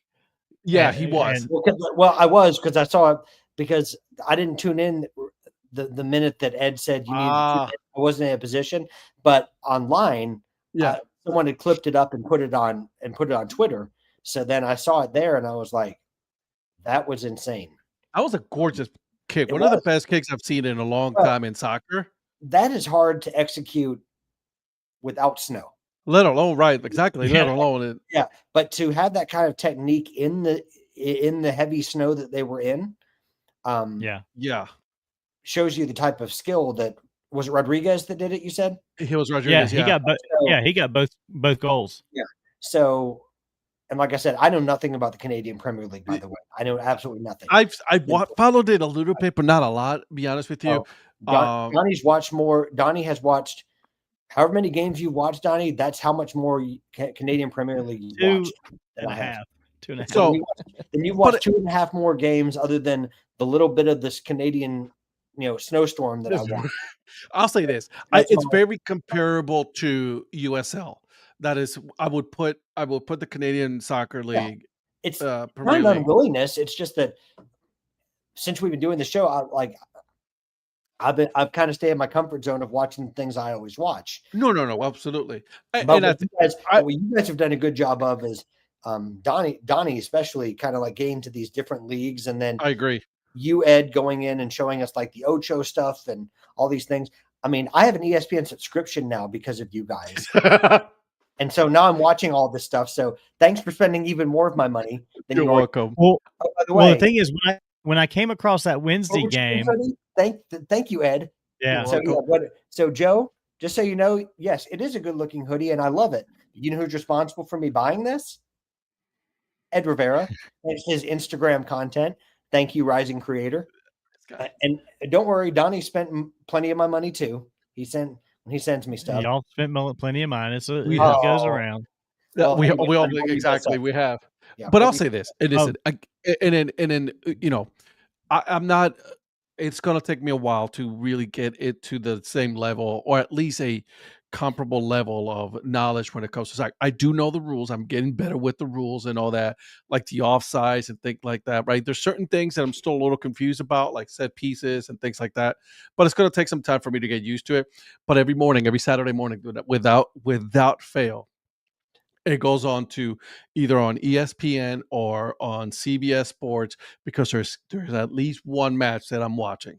Yeah, and usually it's on ESPN because I'm watching La Liga more now, trying to figure out which team I kind of want to follow. Yeah. So it's that's where we're at right now. To be fair to you, the players don't even know how to figure out set pieces because they certainly don't know how to defend them.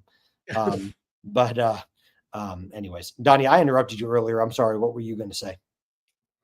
Oh, I was just going to say the only reason I even came across this league was because Rhonda went to dinner with a friend of ours from high school, And so she was out, and I was sitting at home by myself, fixed something to eat, and I just clicked onto YouTube TV, and I went down to sports to see what was on, and it was a Wednesday night, late October. There's nothing on at Wednesday night. It was before I think much of the college football that has midweek games had even started, and I was like, what is this? Canadian Premier League? Okay, well, let me check it out. And I was just hooked on that game.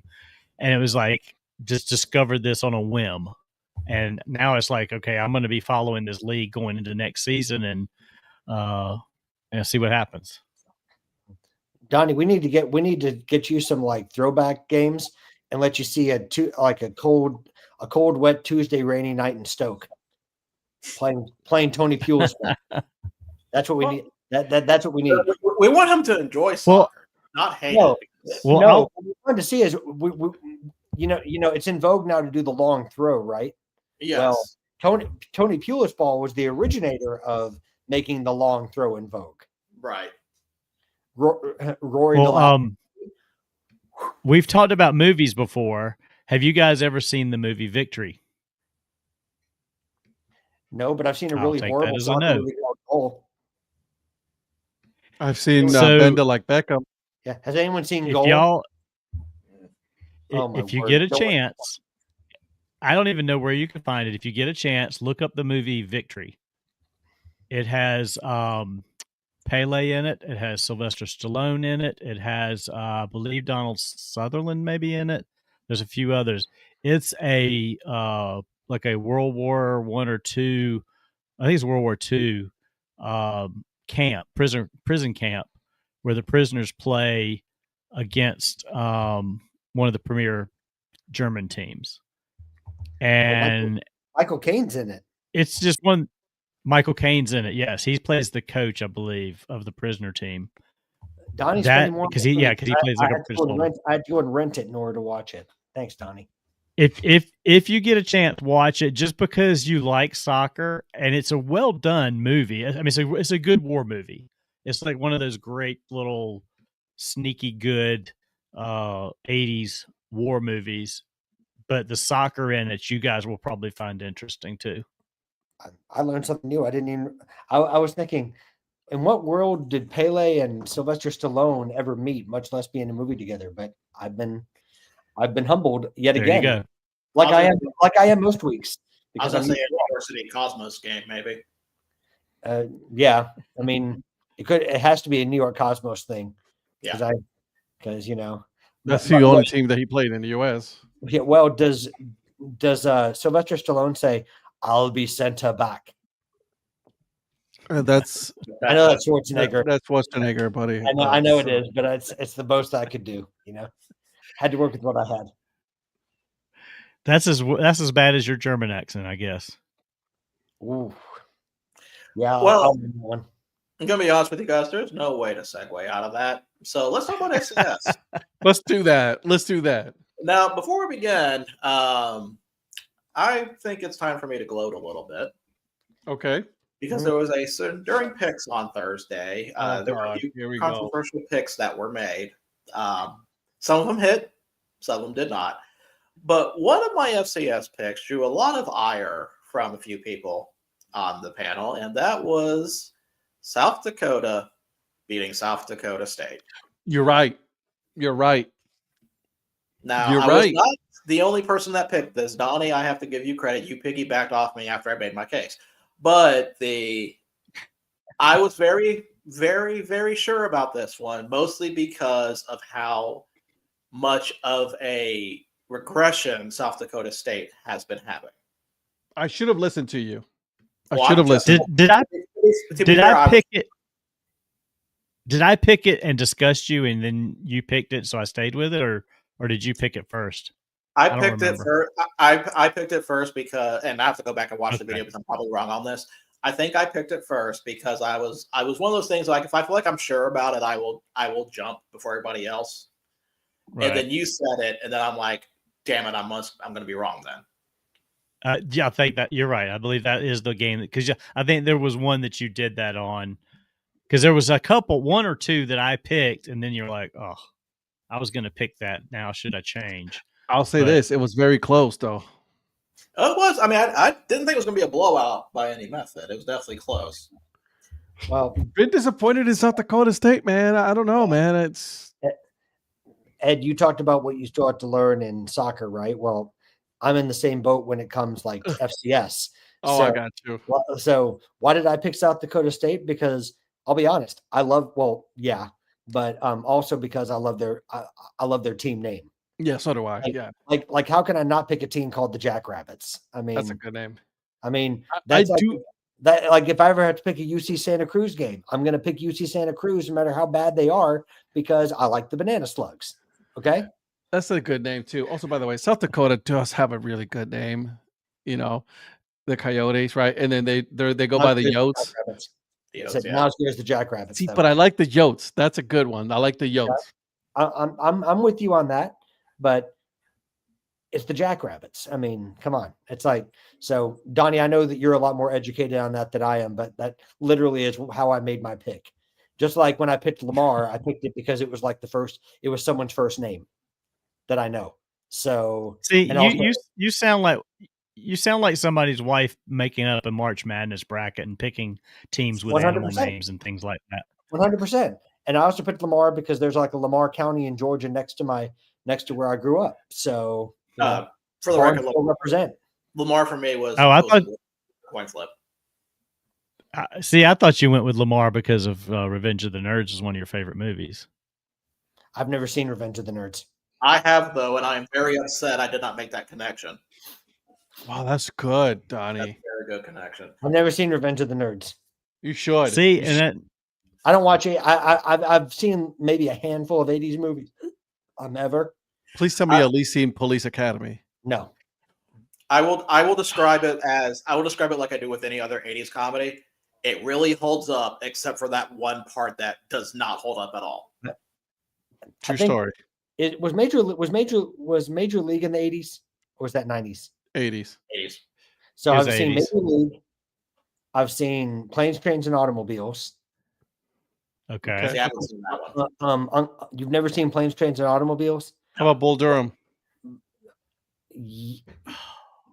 I feel like I have seen Bull Durham. It's just been years since I've seen it. Yeah. Thanksgiving homework is you need to see that movie before Thanksgiving. What, Bull Durham? No, Which one? he needs to see Planes, Trains, and Automobiles before Thanksgiving. Oh, It's a 100%. It's a Thanksgiving movie. Yeah. Do I need to drive to Huntsville to make sure you see it? No, I will watch it. He's like, no, whatever you do, please do not come to Huntsville. No, like when it comes to baseball movies, you don't watch them until, like February. That's when you start watching, prepping yourself, getting yourself ready for baseball field. I need to watch Bull Durham again because I feel like I've seen it in parts. Have you seen Field of Dreams? Oh, yeah. Okay, so that's an 80s movie. Yeah, I have Field of Dreams. I've seen a lot of the baseball movies. By the way, speaking of Field of Bull Durham, the city of Durham has actually approved for they're going to start remodeling that field. Oh, really? Nice. Mm-hmm. DBAP? As a historic site. Nice. So DBAP. Yep. We'll see whether Sandlot League is going to be playing next year, but we'll see. Have you seen The Sandlot? Of course. Yeah. I even showed it to my daughter, dude. Virgil's favorite movie is The Sandlot. Listen, we've already kind of blown over that, so let's not start. Let's not revisit that pain. Let's not start that pot again. Are we not reliving that legendary episode of Break Even Sports about the movies? No, we're not doing that because we still got a lot of football to talk about. Well, I was going to say, because everyone was going to say, that was the episode where we said, and next week Patrick's going to talk about the rappers. And yeah, we're not doing that right now. Patrick never talked about that. I feel like we turned into like an ESPN show where 99% of what we talk about is football, and then there's like the 1%. Well, there's football, and then there's football. Well, let me ask you this before we move on. Like ESPN programming, Get Up and First Take. Don't you think that 99% of what they talk about in their 3 hours is football, and then there's like the 0.5% is like the betting scandal for baseball or anything else, and this is including outside of the NFL season. Yeah. No, I stopped watching ESPN. I don't watch either of them. Well, I don't watch good Get Up. I don't reason. watch any of that. Just for the simple fact that, like, if I'm gonna get my football fix, I'm gonna go to NFL Network. That's what Yeah. I'm gonna do. But Well, like, they don't talk about baseball. They barely talk about basketball. They don't talk about hockey, right? yeah. They don't talk about FCS. They don't talk about the NCAA football, but that's about it. And like, it's getting annoying. Well, Get Up on Mondays. It's the same formula every week. Yeah, So absolutely. the first hour is football, nothing but football. The second hour is them repeating what they did in the first hour, literally almost line for line, so that people who didn't get up for the first hour can catch whatever they missed in the first hour in the second hour. And Yeah. then in the third hour, you might get like, two lines about, oh, there was this humongous story about a betting scandal that we wanted to make sure we at least mentioned to you before we But go. that's why we're here. Us. That's why us Well, I are agree. here. I'm just saying, like, that's the formula. And I'm like, I could repeat, the main points of that program today because they repeated it 4 times. Virgil wants to say something so bad. Go ahead. I'm sorry, but when you're talking about the betting scandal, I was waiting for you to say, we'll talk about this betting scandal. But how does it affect football? Find out in this next hour. Whoa. Oh, probably. And you know what? I probably missed that part because I'm sure Mike Greenberg said that and I just missed it. Or they're talking about the betting scandal, and then they say, "Here's the ESPN Bet Power Hour for for tonight's game between Green Bay and Philly. It's available all day until 1 hour before the game." They literally mentioned the betting scandal, and then they mentioned ESPN Bet, and I was like, I'm not That's surprised. "That's shameless." No, I'm not surprised. Anyways, moving on. Yeah, I'm done. All right. So back to football that they do not talk about. Let's talk about some of the FCS scores because there was actually another upset that happened that I made note of it and I kind of forgot about it. Chattanooga Furman. No, not that one. Georgia State. New Hampshire beat Monmouth at Monmouth. Ooh, I saw that. I did not. This one kind of went over the under the radar for me. I did not realize this happened until Sunday. Yeah, I'm Oh, wow. disappointed in another game. I should have known better. Which game are you disappointed in? Villanova. Villanova. Well, Nelson. you took a flyer on Towson. I did talk about Phil. Let's talk about more soccer. Yeah, I took a flyer on that one, and it flopped. a Philadelphia Flyer. No, The one that got me, the upset that got me was the Davidson Presbyterian. I really didn't see that coming. I mean, Davidson hasn't been horrible all year, but but they're they haven't 2 and been good 8 either. Well, they were 1 and 8. They're 2 and 8 now. Terrible. Yeah, for them to beat Presbyterian, I know that was at home for them, but still, that's Presbyterian. Just I don't know. They've been rolling until this game. I don't know if it was just I don't know if they're looking ahead. I didn't look to see who they play next week, but they didn't. They had 69 yards passing. They had a lot of yards rushing, but it didn't How many amount to yards? much of anything. How many yards? They had passing? 269. Okay. Nice. Good number. Yeah, the Presbyterian one, I kind of had to do a double Monday take. Patrick, man. Let's say some of the other games, and also we will talk about. Actually, no, I'm sorry. Go ahead. Sorry, we will definitely talk about some of the games next week because there are 2 SEC teams that are probably regretting scheduling who they scheduled. Mm-hmm. If you want to play at home and look at the schedule, see who I'm talking about. One's super obvious, one's kind of a stretch, but still possible. So, other scores to talk about. I kind of want to talk about the MEAC for a minute. Okay. Because we have an interesting situation going on in the MEAC, as you can imagine. So we have focused on Delaware State before. So here's the thing, and I'll go ahead and pull behind the curtain. We will be picking these games soon. South Carolina State and Delaware State Bro. are tied right now at 3-0. North Carolina Central are 2-1 right now. South Carolina State plays North Carolina Central this week. Ooh, that's going to be a good one.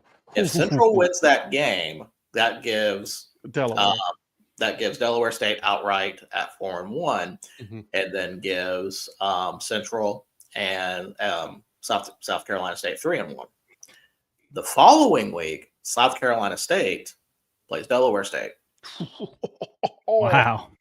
Three-way Wow. tie at the top. So with that happening and NCCU winning their game, we could be possibly looking at a 3-way tie at the top of the MEAC.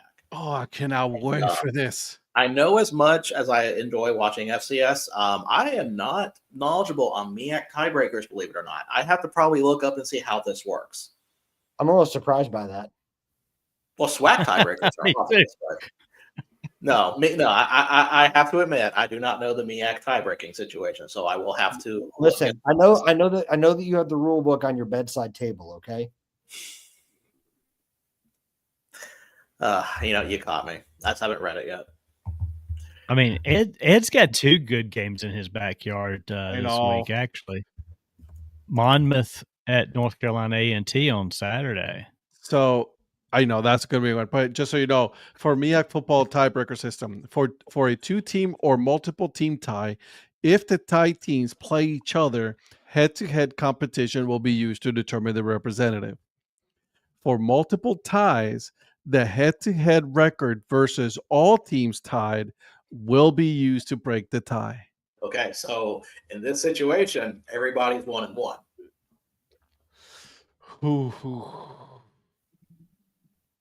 Sounds like they're going down to level So 3 listen, or 4. if a to tie figure this still one out. exists, then the following shall be used. A, 6 points will be awarded for a win against a non-conference Division I FBS team. 4 points will be awarded to a win against a non-conference Division I FCS team. 4 points will be subtracted for a loss against a Division I opponent. And then D, the team with the highest point total shall receive the berth to the Celebration Bowl. Wow. If this happens, this is going to be fun. Listen, it gets better. If a tie still exists, then the following shall be used. The team with the highest Sagarin ranking will win the tiebreaker. And then B, here we go. You ready? Mm-hmm. A coin toss by the commissioner will be the last tool used to break a tie. This is amazing. Yeah. Please tell me it gets to that. But by the way, I cannot wait for chaos. Listen, all of this work to get to the Celebration Bowl. Like all this work to get to the Celebration Bowl's big money for HBCU schools. So I mean, like It is. It is. I'm not knocking it. I'm just like no, I know, but still. No, I mean, celebrate good times. Come on. But right now, the projected bowl is going to be a Hornet Bowl with Delaware State against Alabama State. I love this. I cannot wait to start picking some bowl games, guys. I cannot wait. I just want you guys to know I cannot wait. Oh, I know. Oh yeah, the bowl preview for the bowl celebration for the picks are going to be fun because we're going to do everything. But Ed, is it really going to be as good as this Packers Eagles game is? Oh my God, it's horrible. I mean, by the way, the whole week they're like, this is going to be the game of the week. And I'm like, I bet it's not. We'll talk about the Marco. There's been some crazy surprises on these games. Guys, you say it's horrible, but if this was 2 SEC teams, this would be a defensive masterclass for watching. Exactly. Oh, they will certainly spin it that way for sure.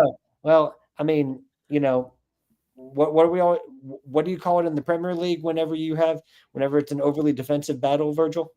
I usually call it a bus game. Well, yeah, park the bus, right? Yeah. So, by the way, Virgil, correct me if I'm wrong. Did Jose Mourinho originate that, or was that used far before he used it? The first time that I've heard the term, it was attached to some of the Italian national teams because of their counterattack strategy. Okay. But the term "park the bus" may have actually come from Mourinho. Yeah.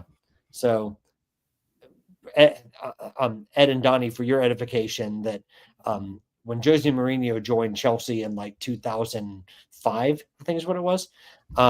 He played a very defensive game, and he would, like Chelsea's success relied on defense essentially, and counterattacks. So everyone would always accuse him of parking the bus. So he just, or of like being overly defensive. So he said, so he would just, he kind of bought into that, and he said, yeah, all we did today is I parked the bus, and essentially that's, how we got our wins. And so it became. Okay, so I actually looked this up. So did I. Mourinho did. So that's like if. Go ahead, Donnie.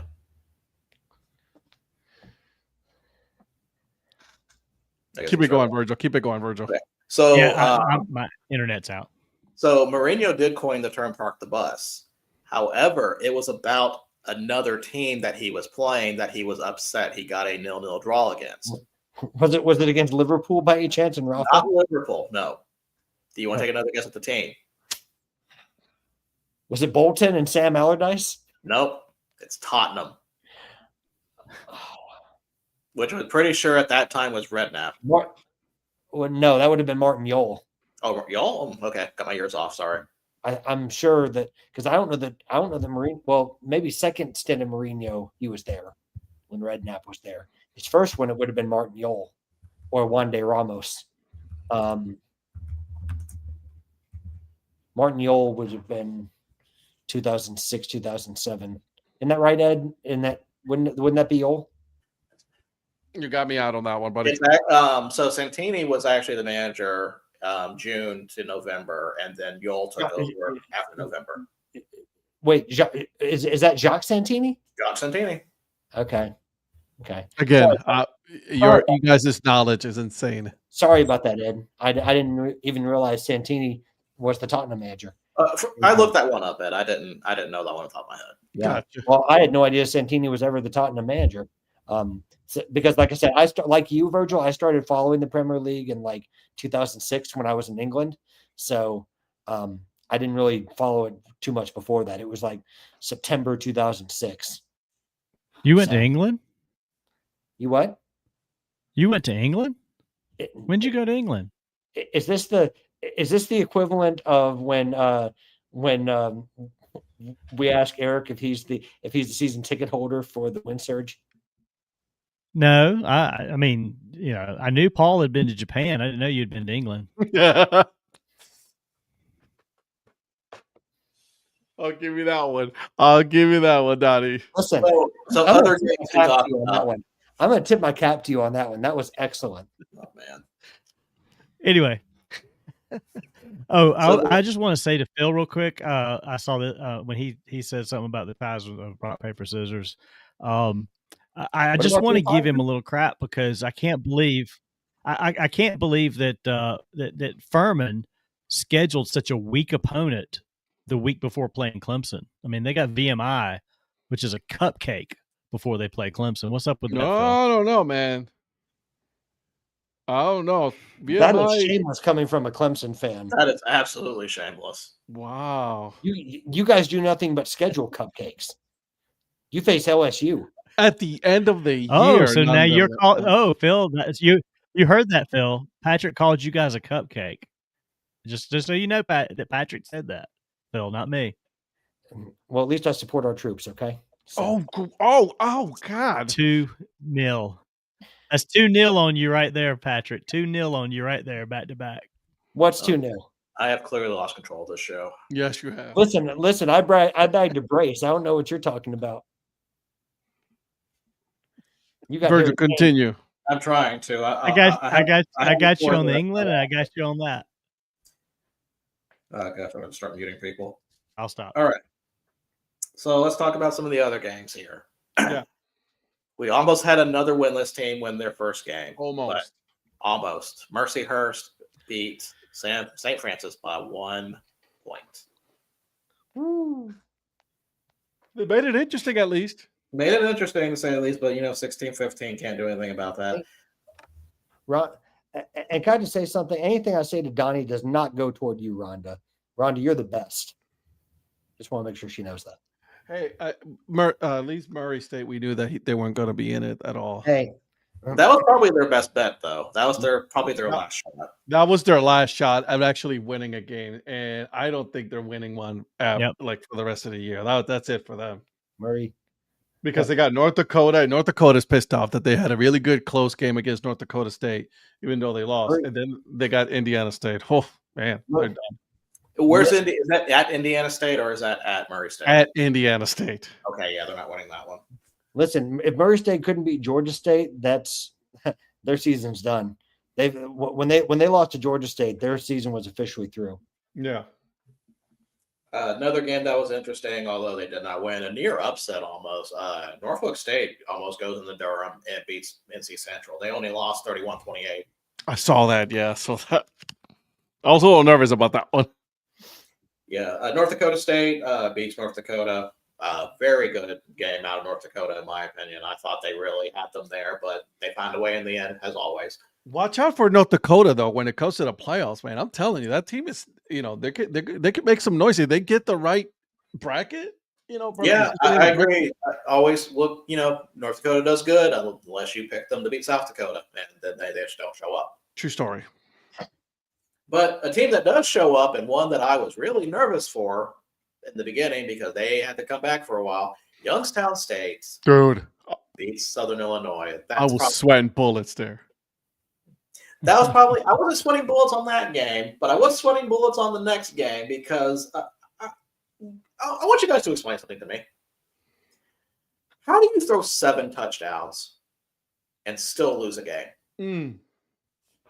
Are we talking about Western Carolina? We are talking about Western Carolina. How do you throw 7 touchdowns and lose it? Patrick, are you okay? I'm resisting the urge to say something else. Hold on. I was going to say you could ask Clemson. Oh, wow. Oh, gosh. Guys, I just restored order. Why are we doing this? I don't know that we've thrown 7 touchdowns in a game this year. So I was actually more talking about when you lost 46-45, but. Oh, wow. Okay. Touche. God damn, Don, you going to take that from him?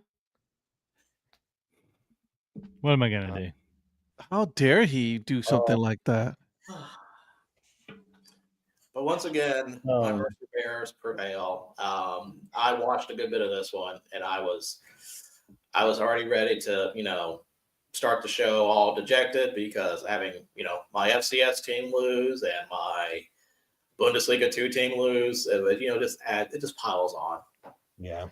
It does. It really does. But they found a way, and they get an interesting game next week. I'll be curious what the line for that game is, when we'll talk about that when we get there. Shout out to there's a couple of good games though, like Eastern Washington made it a close one against Montana. Yes, but did you see how that game ended? I did not. Oh yeah, that was. I sent the video to this one. Eastern Washington is on I'll say they're 2 or 3 yards. They're inside the 5. And they're driving the ball down there. Well, they have to spike the ball. And Eastern Washington's quarterback fumbles the spike.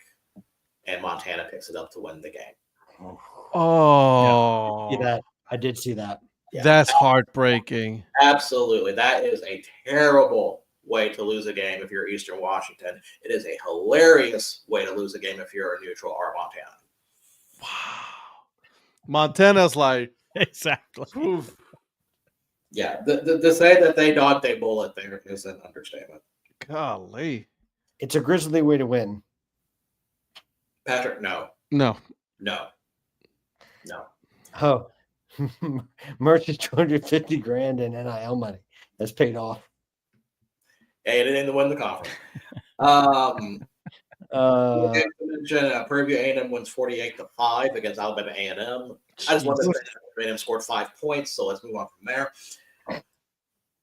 Who's that against? Prairie View. Oh gosh. Yeah, that was going to be a bloodbath. The same Prairie View that let me down the week before. Yep, That same one. that same one. Yep. Should have beaten Alabama State. Merrimack loses to New Haven. I think New Haven is new to Division 1 or FCS this year, so I always like to point out a new one. Patrick, West Georgia beats UNA at Florence. So good win there. Go Wolves. Austin P, baby.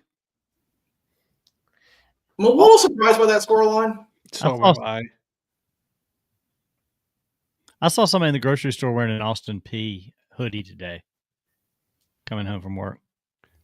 If they don't go there, It's it's random. still a cool logo. That's what it is. Listen, I've seen a few of these FCS teams ever since we started talking about them. What was the one that I texted you about, Virgil, that I said I saw? Oh gosh. It was on my flight. We were talking about it. I'll have to go back and look, but it was one of these FCS teams that we were talking about, and I was like, how in the world am I seeing this? Like, I would have not known, like, before we started doing this show, like, what that was, and then I was able to say, hey, I like your shirt. I feel like it was one of the Ohio Valley teams, but it's I not. think it was. It was something like that. Other games we have Lamar beat Southeastern Louisiana 14-12, so Lamar has the sole possession of the Southland, but their battle's not over yet because another team is coming to play against Lamar, Stephen F. Austin, and we're going to be picking that one too. Ooh. It's all in the wrist. Polly, that's not the Lamar we're talking about. Oh, I'm sure he knows. Hey, how about that Idaho State though against Cal Poly? Yeah, Idaho State's been kind of down this year, so They both have been down. the UT Rio Grande beating Nichols. I saw that. Yeah. After what McCutcheon was talking about with UT Rio Grande, I've been wanting to watch them a lot more. And man, that's a great environment. Okay. All right. How about the Cowards? I think. Oh yeah. How about those Cowards winning against We don't need to talk Idaho? about that. We don't need to talk about that game. Gotcha. Okay. There's Cool. not more. Enough said. Listen, that's not the Mountain Time Zone. That didn't I happen. think. I think we need to get Paul Caputo on something here. We need to send him over to Northern Colorado and get him to change it to Bears with a Z. Just so he can have something to root for. The Bears. But we're talking about this week, guys. I haven't gone through the full slate of games yet, but there's quite a few games to talk about, and the first one starts Friday. So as I already mentioned, South Carolina State against North Carolina Central. Oh my god, I can't. That's gonna be good. To say that this has Celebration Bowl implications, pretty much. And it's a 5:30 p.m. on ESPN too. I have no idea why it's that early. That's what I said. That's an early Friday right there. I mean, you're barely off work. Is North Carolina State playing on Friday night by any chance? Yeah. Donnie, I'm not off work. But it's in Durham, unless it's unless Duke is playing. Let me take a look at the FBS I schedule. wouldn't think so. Let's see here. Hang on. I'll flip the ACC schedule real quick here. I'll tell you. Yeah, Nope. Duke doesn't play on Friday. Clemson's at Louisville is the only ACC game on Friday. Right. So I don't know why they're playing that early. There's probably a reason that we're not aware of. It's not like a homecoming game or anything, is it? Mm-mm. Oh, okay. Ed, we have a problem Why? because there is a game that's happening tomorrow that we were not able to pick. That I feel like we've robbed America of us being able to pick this game. I know. I saw it. I'm so upset. I saw it. Yeah. For those who are wondering, the Battle of the Wagon Wheel, It is. It is tomorrow. Akron, is tomorrow, and we can't pick it because I did not think to look that far ahead. I got Kent State all the way though, so I don't care. Even though they let me down last week, I got Kent State. You've been with on the Kent State on the wagon wheel, so we're gonna stick with the Kent State Golden Flashes to win the wagon wheel. Wagon Wheel's coming back to Kent. Yep, it's coming back. So, Well, we can pick it tonight, and you can text Eric. Let me do that real quick. Not everybody picked Kent, guys, because I said this last week. As soon as we all picked Kent State, I said, "Fuck." I literally said Okay, that I won't pick on the Kent. show I'll take Akron at home. because I'll take Akron at home. Does that make you feel better?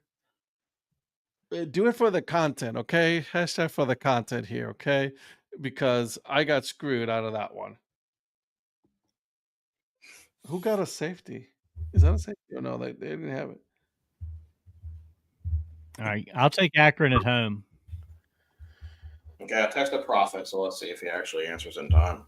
Or if he even cares. He's gonna say, "Why are you texting me so late? This is weird."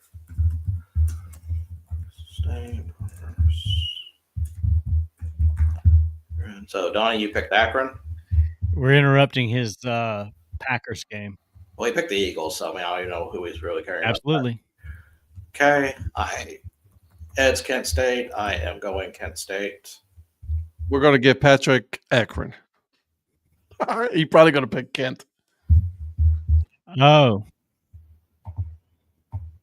This is probably why the other game. Oh, wait a minute. Never mind. Nothing. Never mind.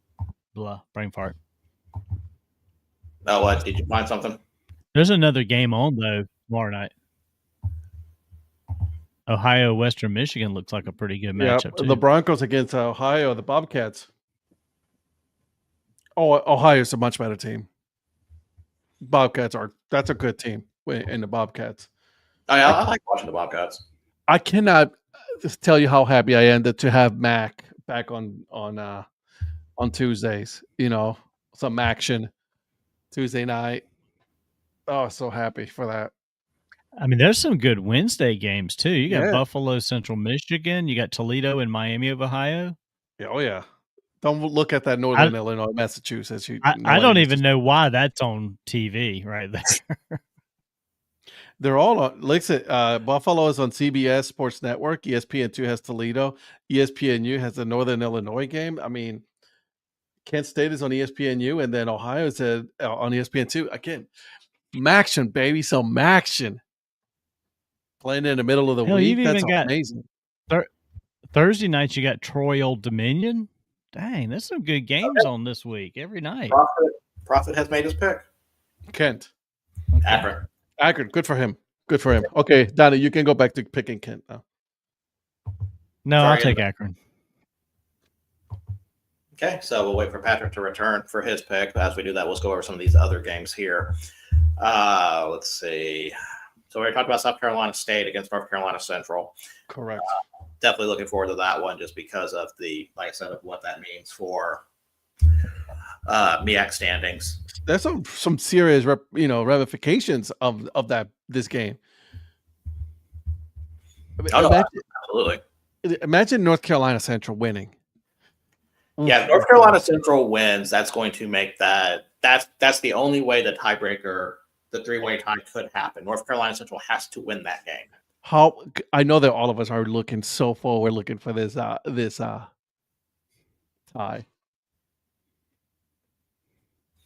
So Morgan State. Wait, Norfolk State might have a shot at winning against Morgan State. Maybe.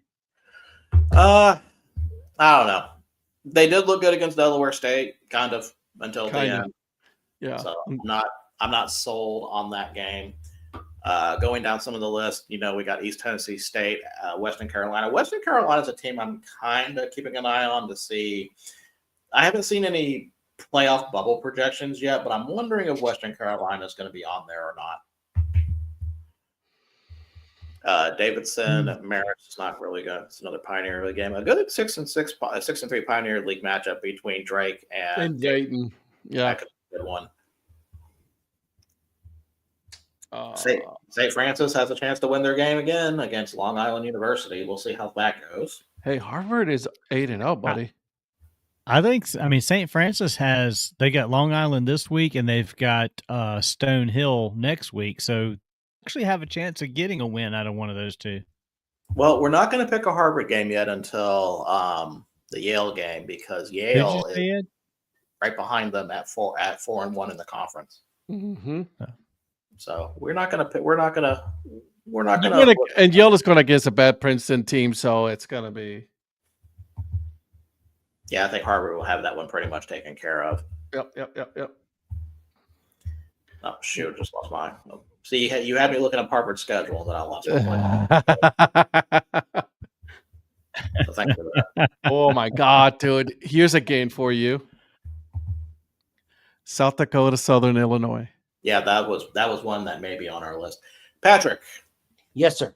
we have added a game to picks Uh-oh. due to a oversight on my part because I did not realize this game was on Tuesday. Battle of the Wagon Wheel. Kent State. Akron, Kent State. Akron, Kent State. Who do you have? Kent State. All right. Alma mater, baby. Let's go. Go Kent, baby. I was going to say, you don't think I'm going to pick against my guy Ed, do you? I don't care if Akron is at home. Let's go. This is the Golden Flashes, baby. We're taking the wagon wheel back. By the way, did you see the kits that they came up with for this week for that game? And an X Factor in that game. Oh no, I haven't seen it. And Check it out. Look it up. Kent State's brand new coach. Reminds me a lot of like the way the players are, the players at Notre Dame backed Marcus Freeman. Yep. So what? What? What a catch. In the Packers game? Devontae Smith. Holy Jesus. Was it as good as the Indiana catch? Touchdown, baby.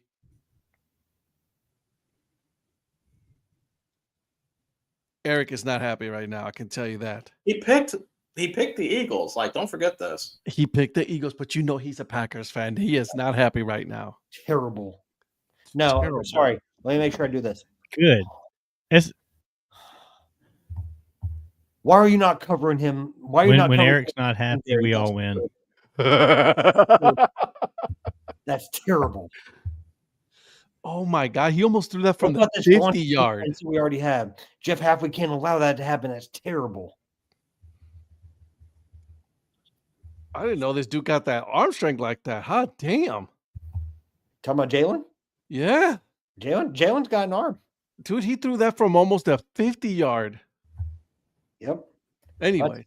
Well, it's nice to see that there was at least a little bit of action in that game. I know, right? Goodness. Hey, are we picking? Are we gonna? Is it on the list? VMI Furman for us to pick, or it's just we're just gonna bypass that one? Do you want a spread game of that one? Like, No, I do not. I don't care for that one. I mean, Sorry, no offense to Phil's Furman, because I mean, Furman has been showcased before, but I mean, like VMI is 1-9, Phil. What is Furman's record actually? 5-5, I believe. Okay. So Coach Hendricks doesn't have a losing record yet. Okay. No, but here are some. I did tease two FCS versus FBS games, and wondering if the SEC schools probably regretting scheduling these games or not. The first one in question, undefeated Tennessee Tech goes to Lexington, Kentucky, not South Carolina, to play 4-5 Kentucky. Listen, they better be careful. I usually avoid games like these for picks, but I need to see what the spread is going to be. There's no spread yet. No, I can't find a spread for this one yet. Usually I'll find them out probably Tuesday or Wednesday. Okay, it's only Monday, so yeah, you're right. Yeah.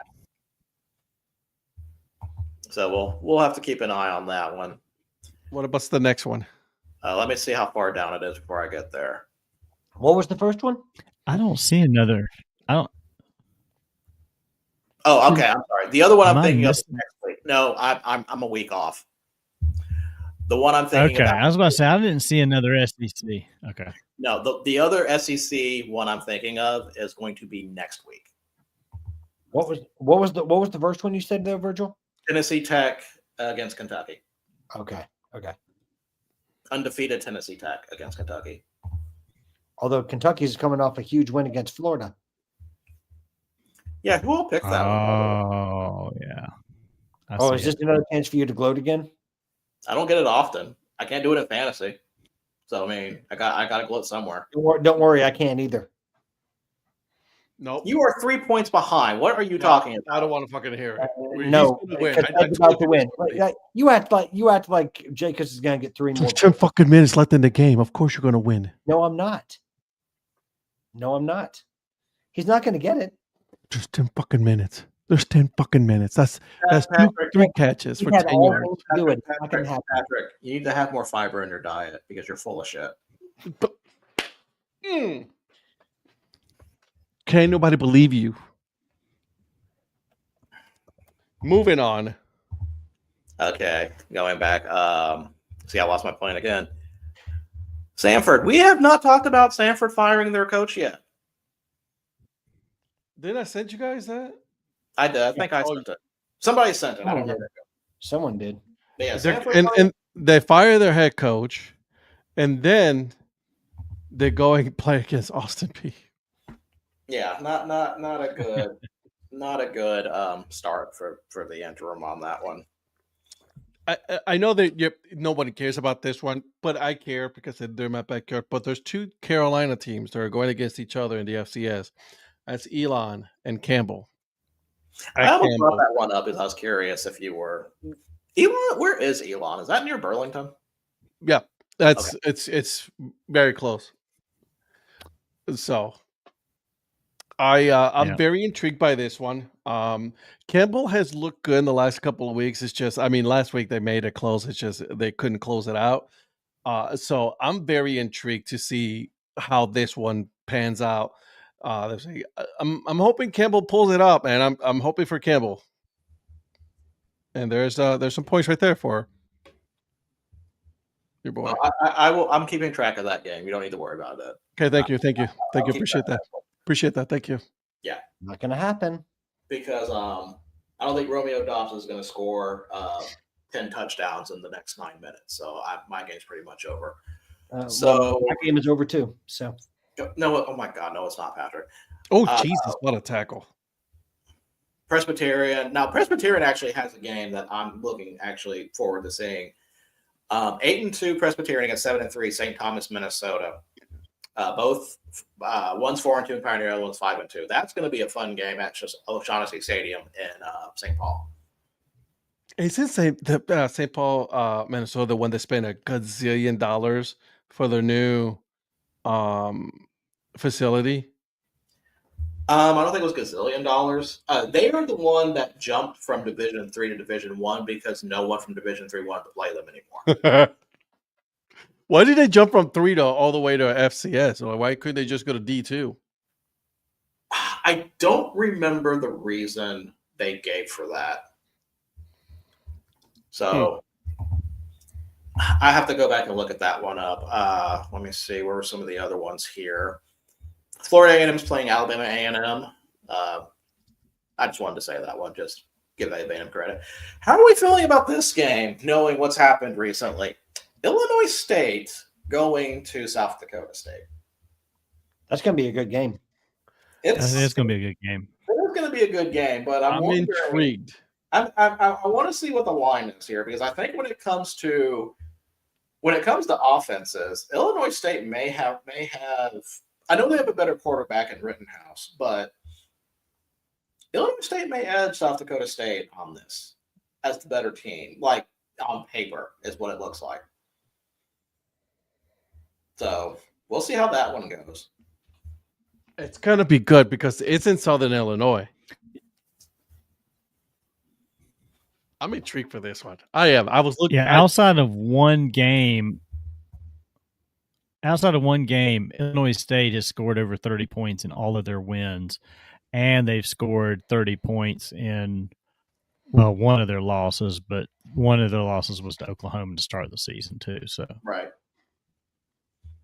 So yeah, I'm with you on that. Their offense, I think, is a little stronger than South Dakota State's. Chattanooga travels down to Macon to play against Mercer, which Go Bears. Which is funny because Chattanooga Mercer was actually the first game I saw last year when Mercer played against Chattanooga and beat them. So this is where it all started between these two teams. This is what it all started with the FCS. Well, not the FCS. I mean, I was following like SWAC beforehand, but I mean, as for Gotcha. like that was my first SoCon game for sure. So I guess getting out of that, yeah. I So mean, that's like- you take the record out of it, it could be a pretty good game despite the difference in their records. like I said, Chattanooga's got the talent. They just have not. They've just had a lot of mistakes this year. They just are really been down. That's a team that's kind of. I'm surprised by their record. Usually, they're more competitive in the SoCon, and they're usually more competitive for like pushing for a playoff spot. This just hasn't been the year for that. All right. Northern Iowa travels to North Dakota State. I don't expect anything there. Guys, all I'm gonna say is, can I just say this? All right, we're following FCS football this year. Next year, we gotta add another one. We gotta add some Division 2. Oh yeah. So Division 2 is kind of hard to track sometimes There's because so many. there's so many and it's all regional based. Yeah. So it's kind of, and Division 3 is kind of the same. So it's I don't try to not talk about them. It's just that I have to put in a lot more research into it compared to FCS. Also, can we just talk? We got to do a bracket for these logos for FCS Division 2, Division 3 because there's so many cool ones.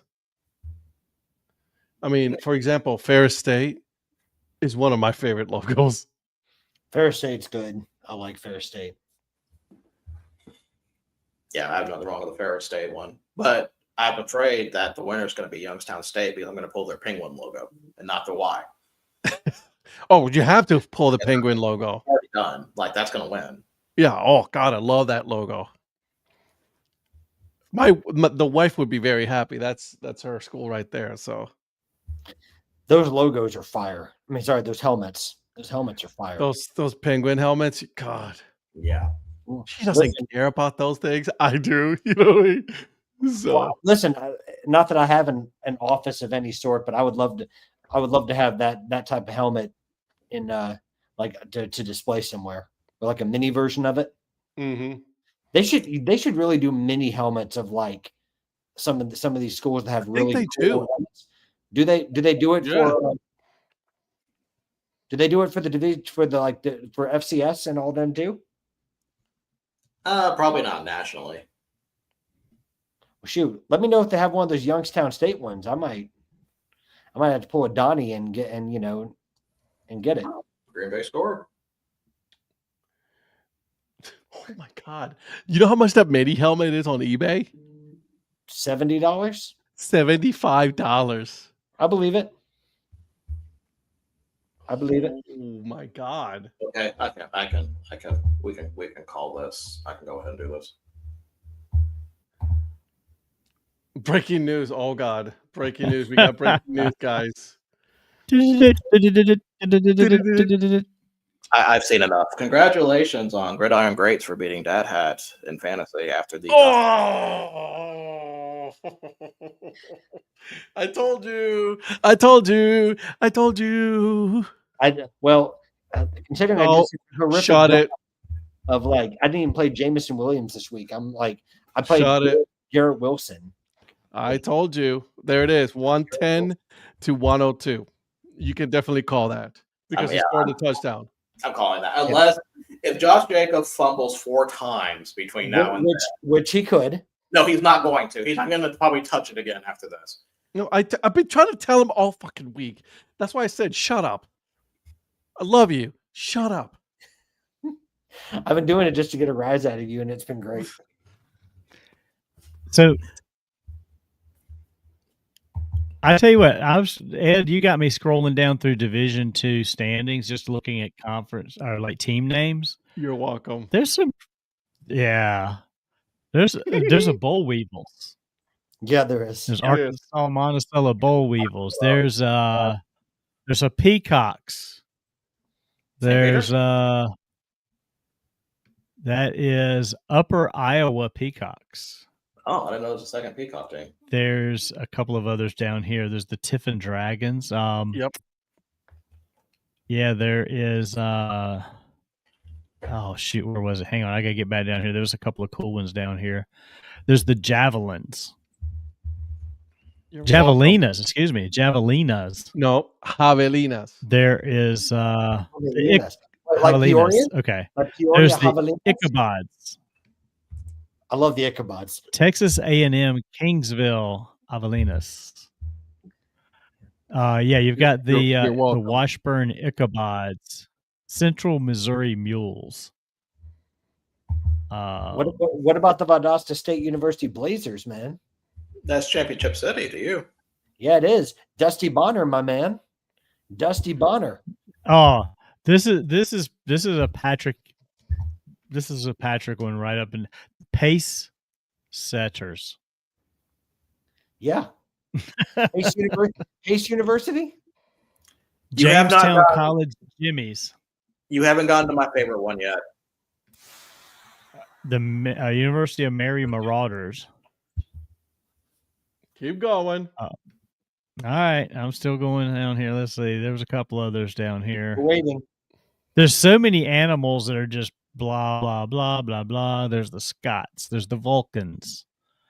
Vulcans isn't a Jeez. bad one. The Ore Diggers. Excuse me? Yeah, can you repeat that one? Ore Diggers. Okay. Colorado School of Mines. Oh my god. Tell me what you. Come again. Can you say it one more time? Hey, I really didn't catch I thought that. maybe my internet was. I thought my internet was cutting out. Okay, you're messing with me. I get it. Yeah. No, well, no. I mean, I really didn't understand. I'm at the Which- bottom of the list. What did I miss? What was that? Okay. What was that one?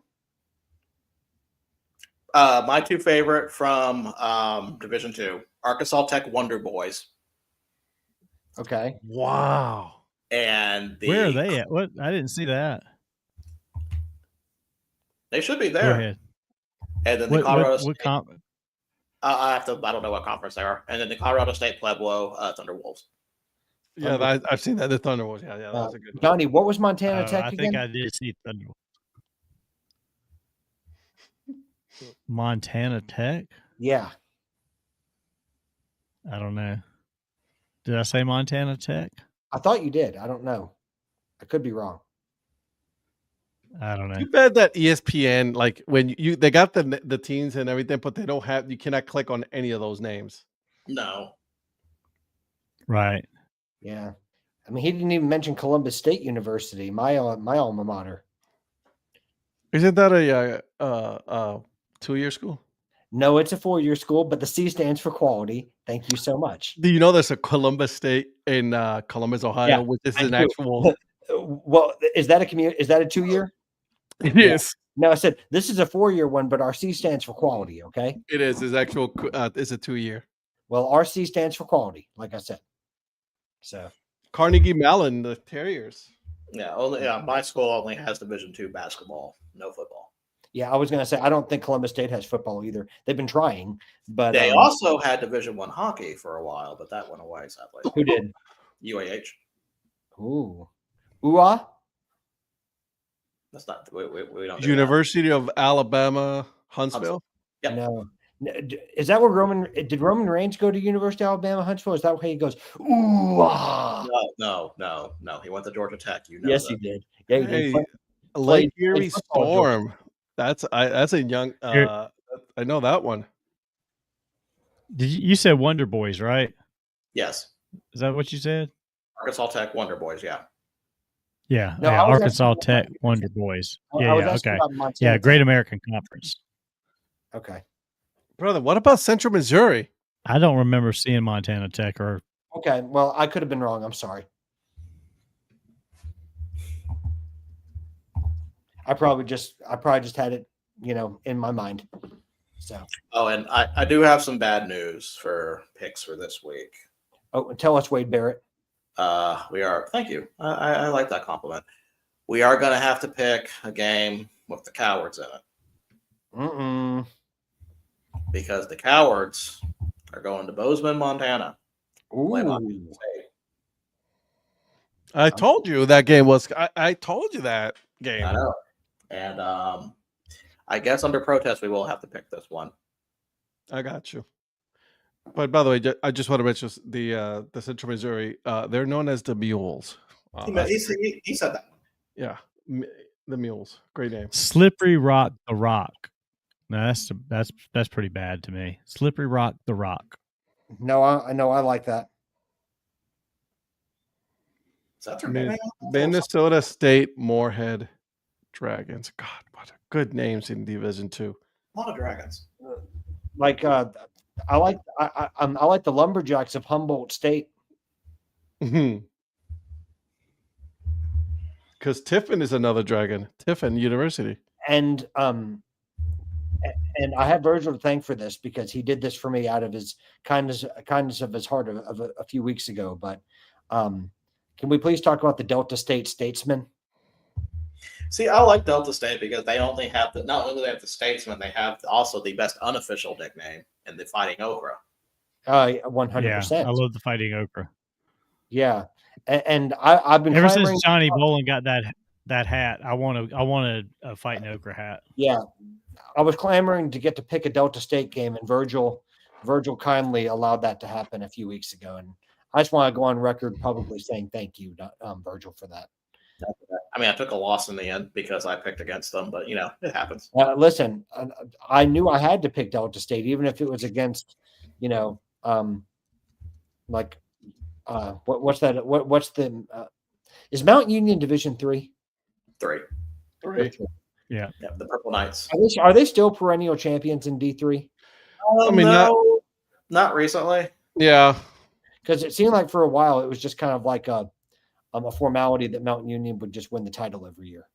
It's kind of been jumping around a little bit. For the integrity of the competition. Let's see. I like the Red Foxes at Marist, and of course Coastal Carolina, the Chanticleers. I didn't realize Coastal Carolina, are they D2 in football? No, they're FBS. D1, right? Yeah, they're D1. They're in the Sun Belt Conference, right? Yes. Mm-hmm. They're D1. Yeah, because I was going to say Georgia State lost to them this weekend. So, I'm used to a lot of losses, and I was like, surely they're not D2.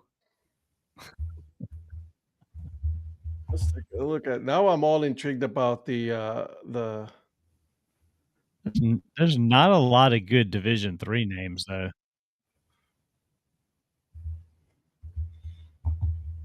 I am looking at their top 25. Mount Union is number 2. Who's number 1? Is it Portland? North Central. North Central. Okay, that's North Central. Yeah, so number 1 is North Central. Number 2, Mount Union. Number 3, Johns Hopkins. Oh. Number 4, University of Wisconsin River Falls. Then you got Bethel, Wartburg, Christopher Newport, St. John's, John Carroll University. That's a really good school. Mm-hmm. University of Wisconsin Platteville, Salisbury, another University of Wisconsin Whitewater, Hardin-Simmons, University of Wisconsin La Crosse. Hey, respect UW La Crosse. That's where my parents went. The Powell. Patrick picked them to beat Whitewater when we picked that game. I sure did. Wow, look at these.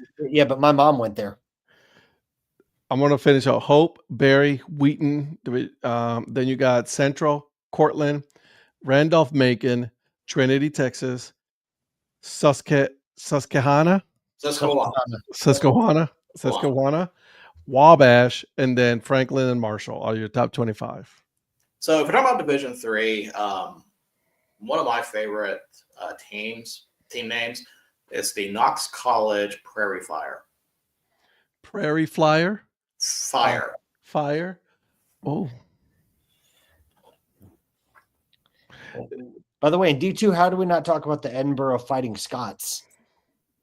Well, Donnie mentioned Scots, and then we kind of went away from that. I guess he didn't Edinburgh Fighting Scots. There's several Scots in listen. Division is that how as well? Were they inspired by the Florida Fighting Donnies? Well, the Florida Fighting Donnies were definitely not inspired. Yeah, we're going to talk about that tomorrow. We will. So, Donnie, I'm going to need for you to tell me what's going on in Jacksonville, man. And Carolina. I will have an update. Okay, well, because I need to know what your boy Trevor Lawrence. Oof.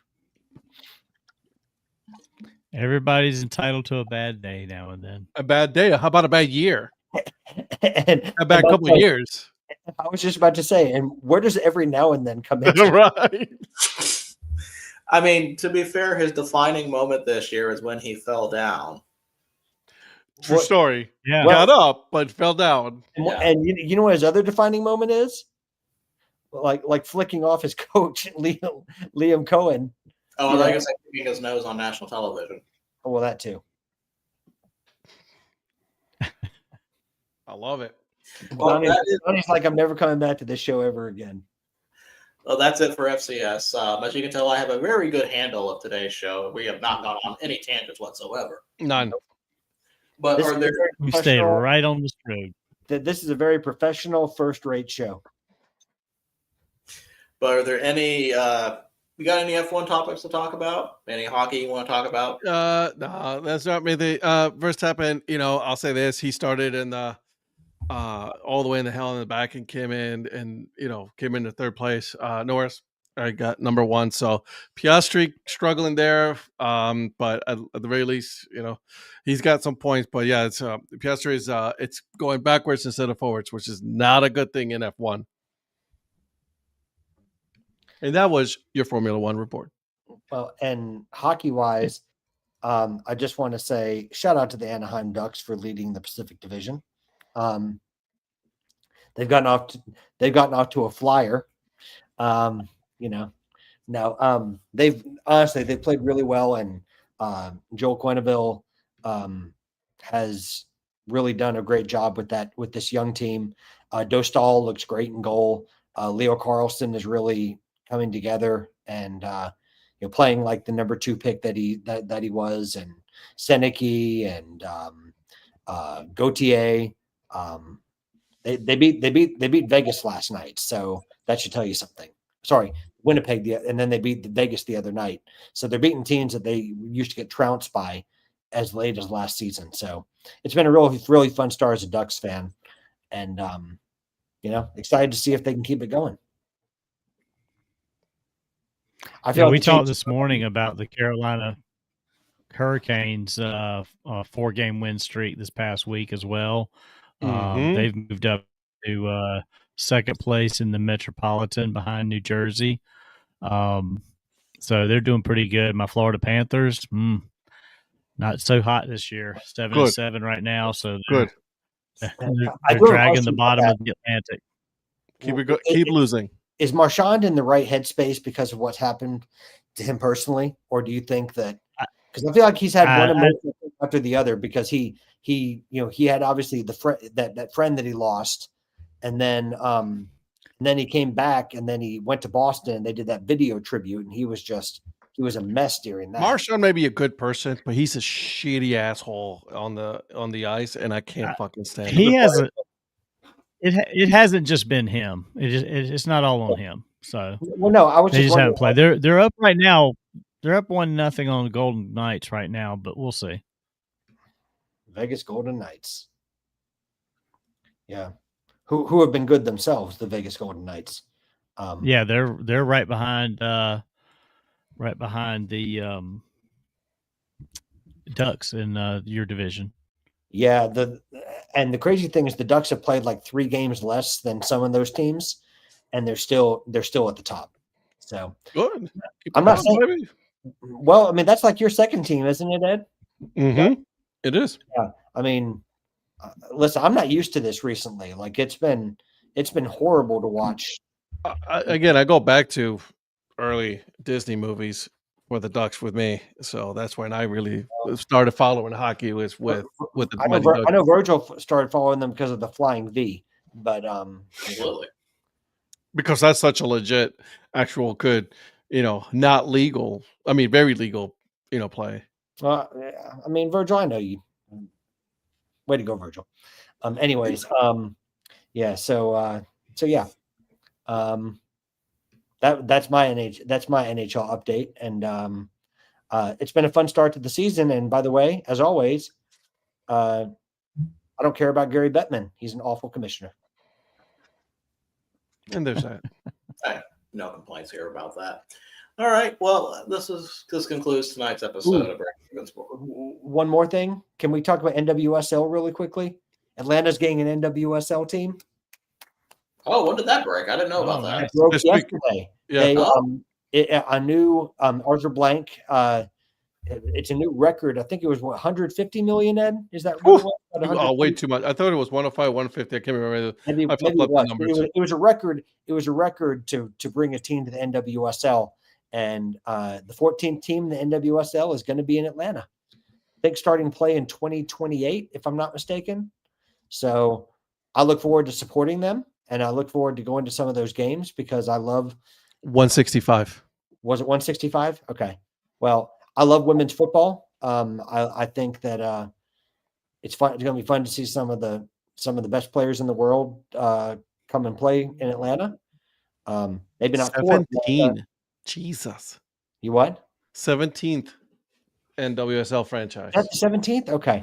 Yeah. Well, either way, like there's some really good players still in the NWSL, even though the Women's Super League is taking, is slowly but surely taking away players for NWSL.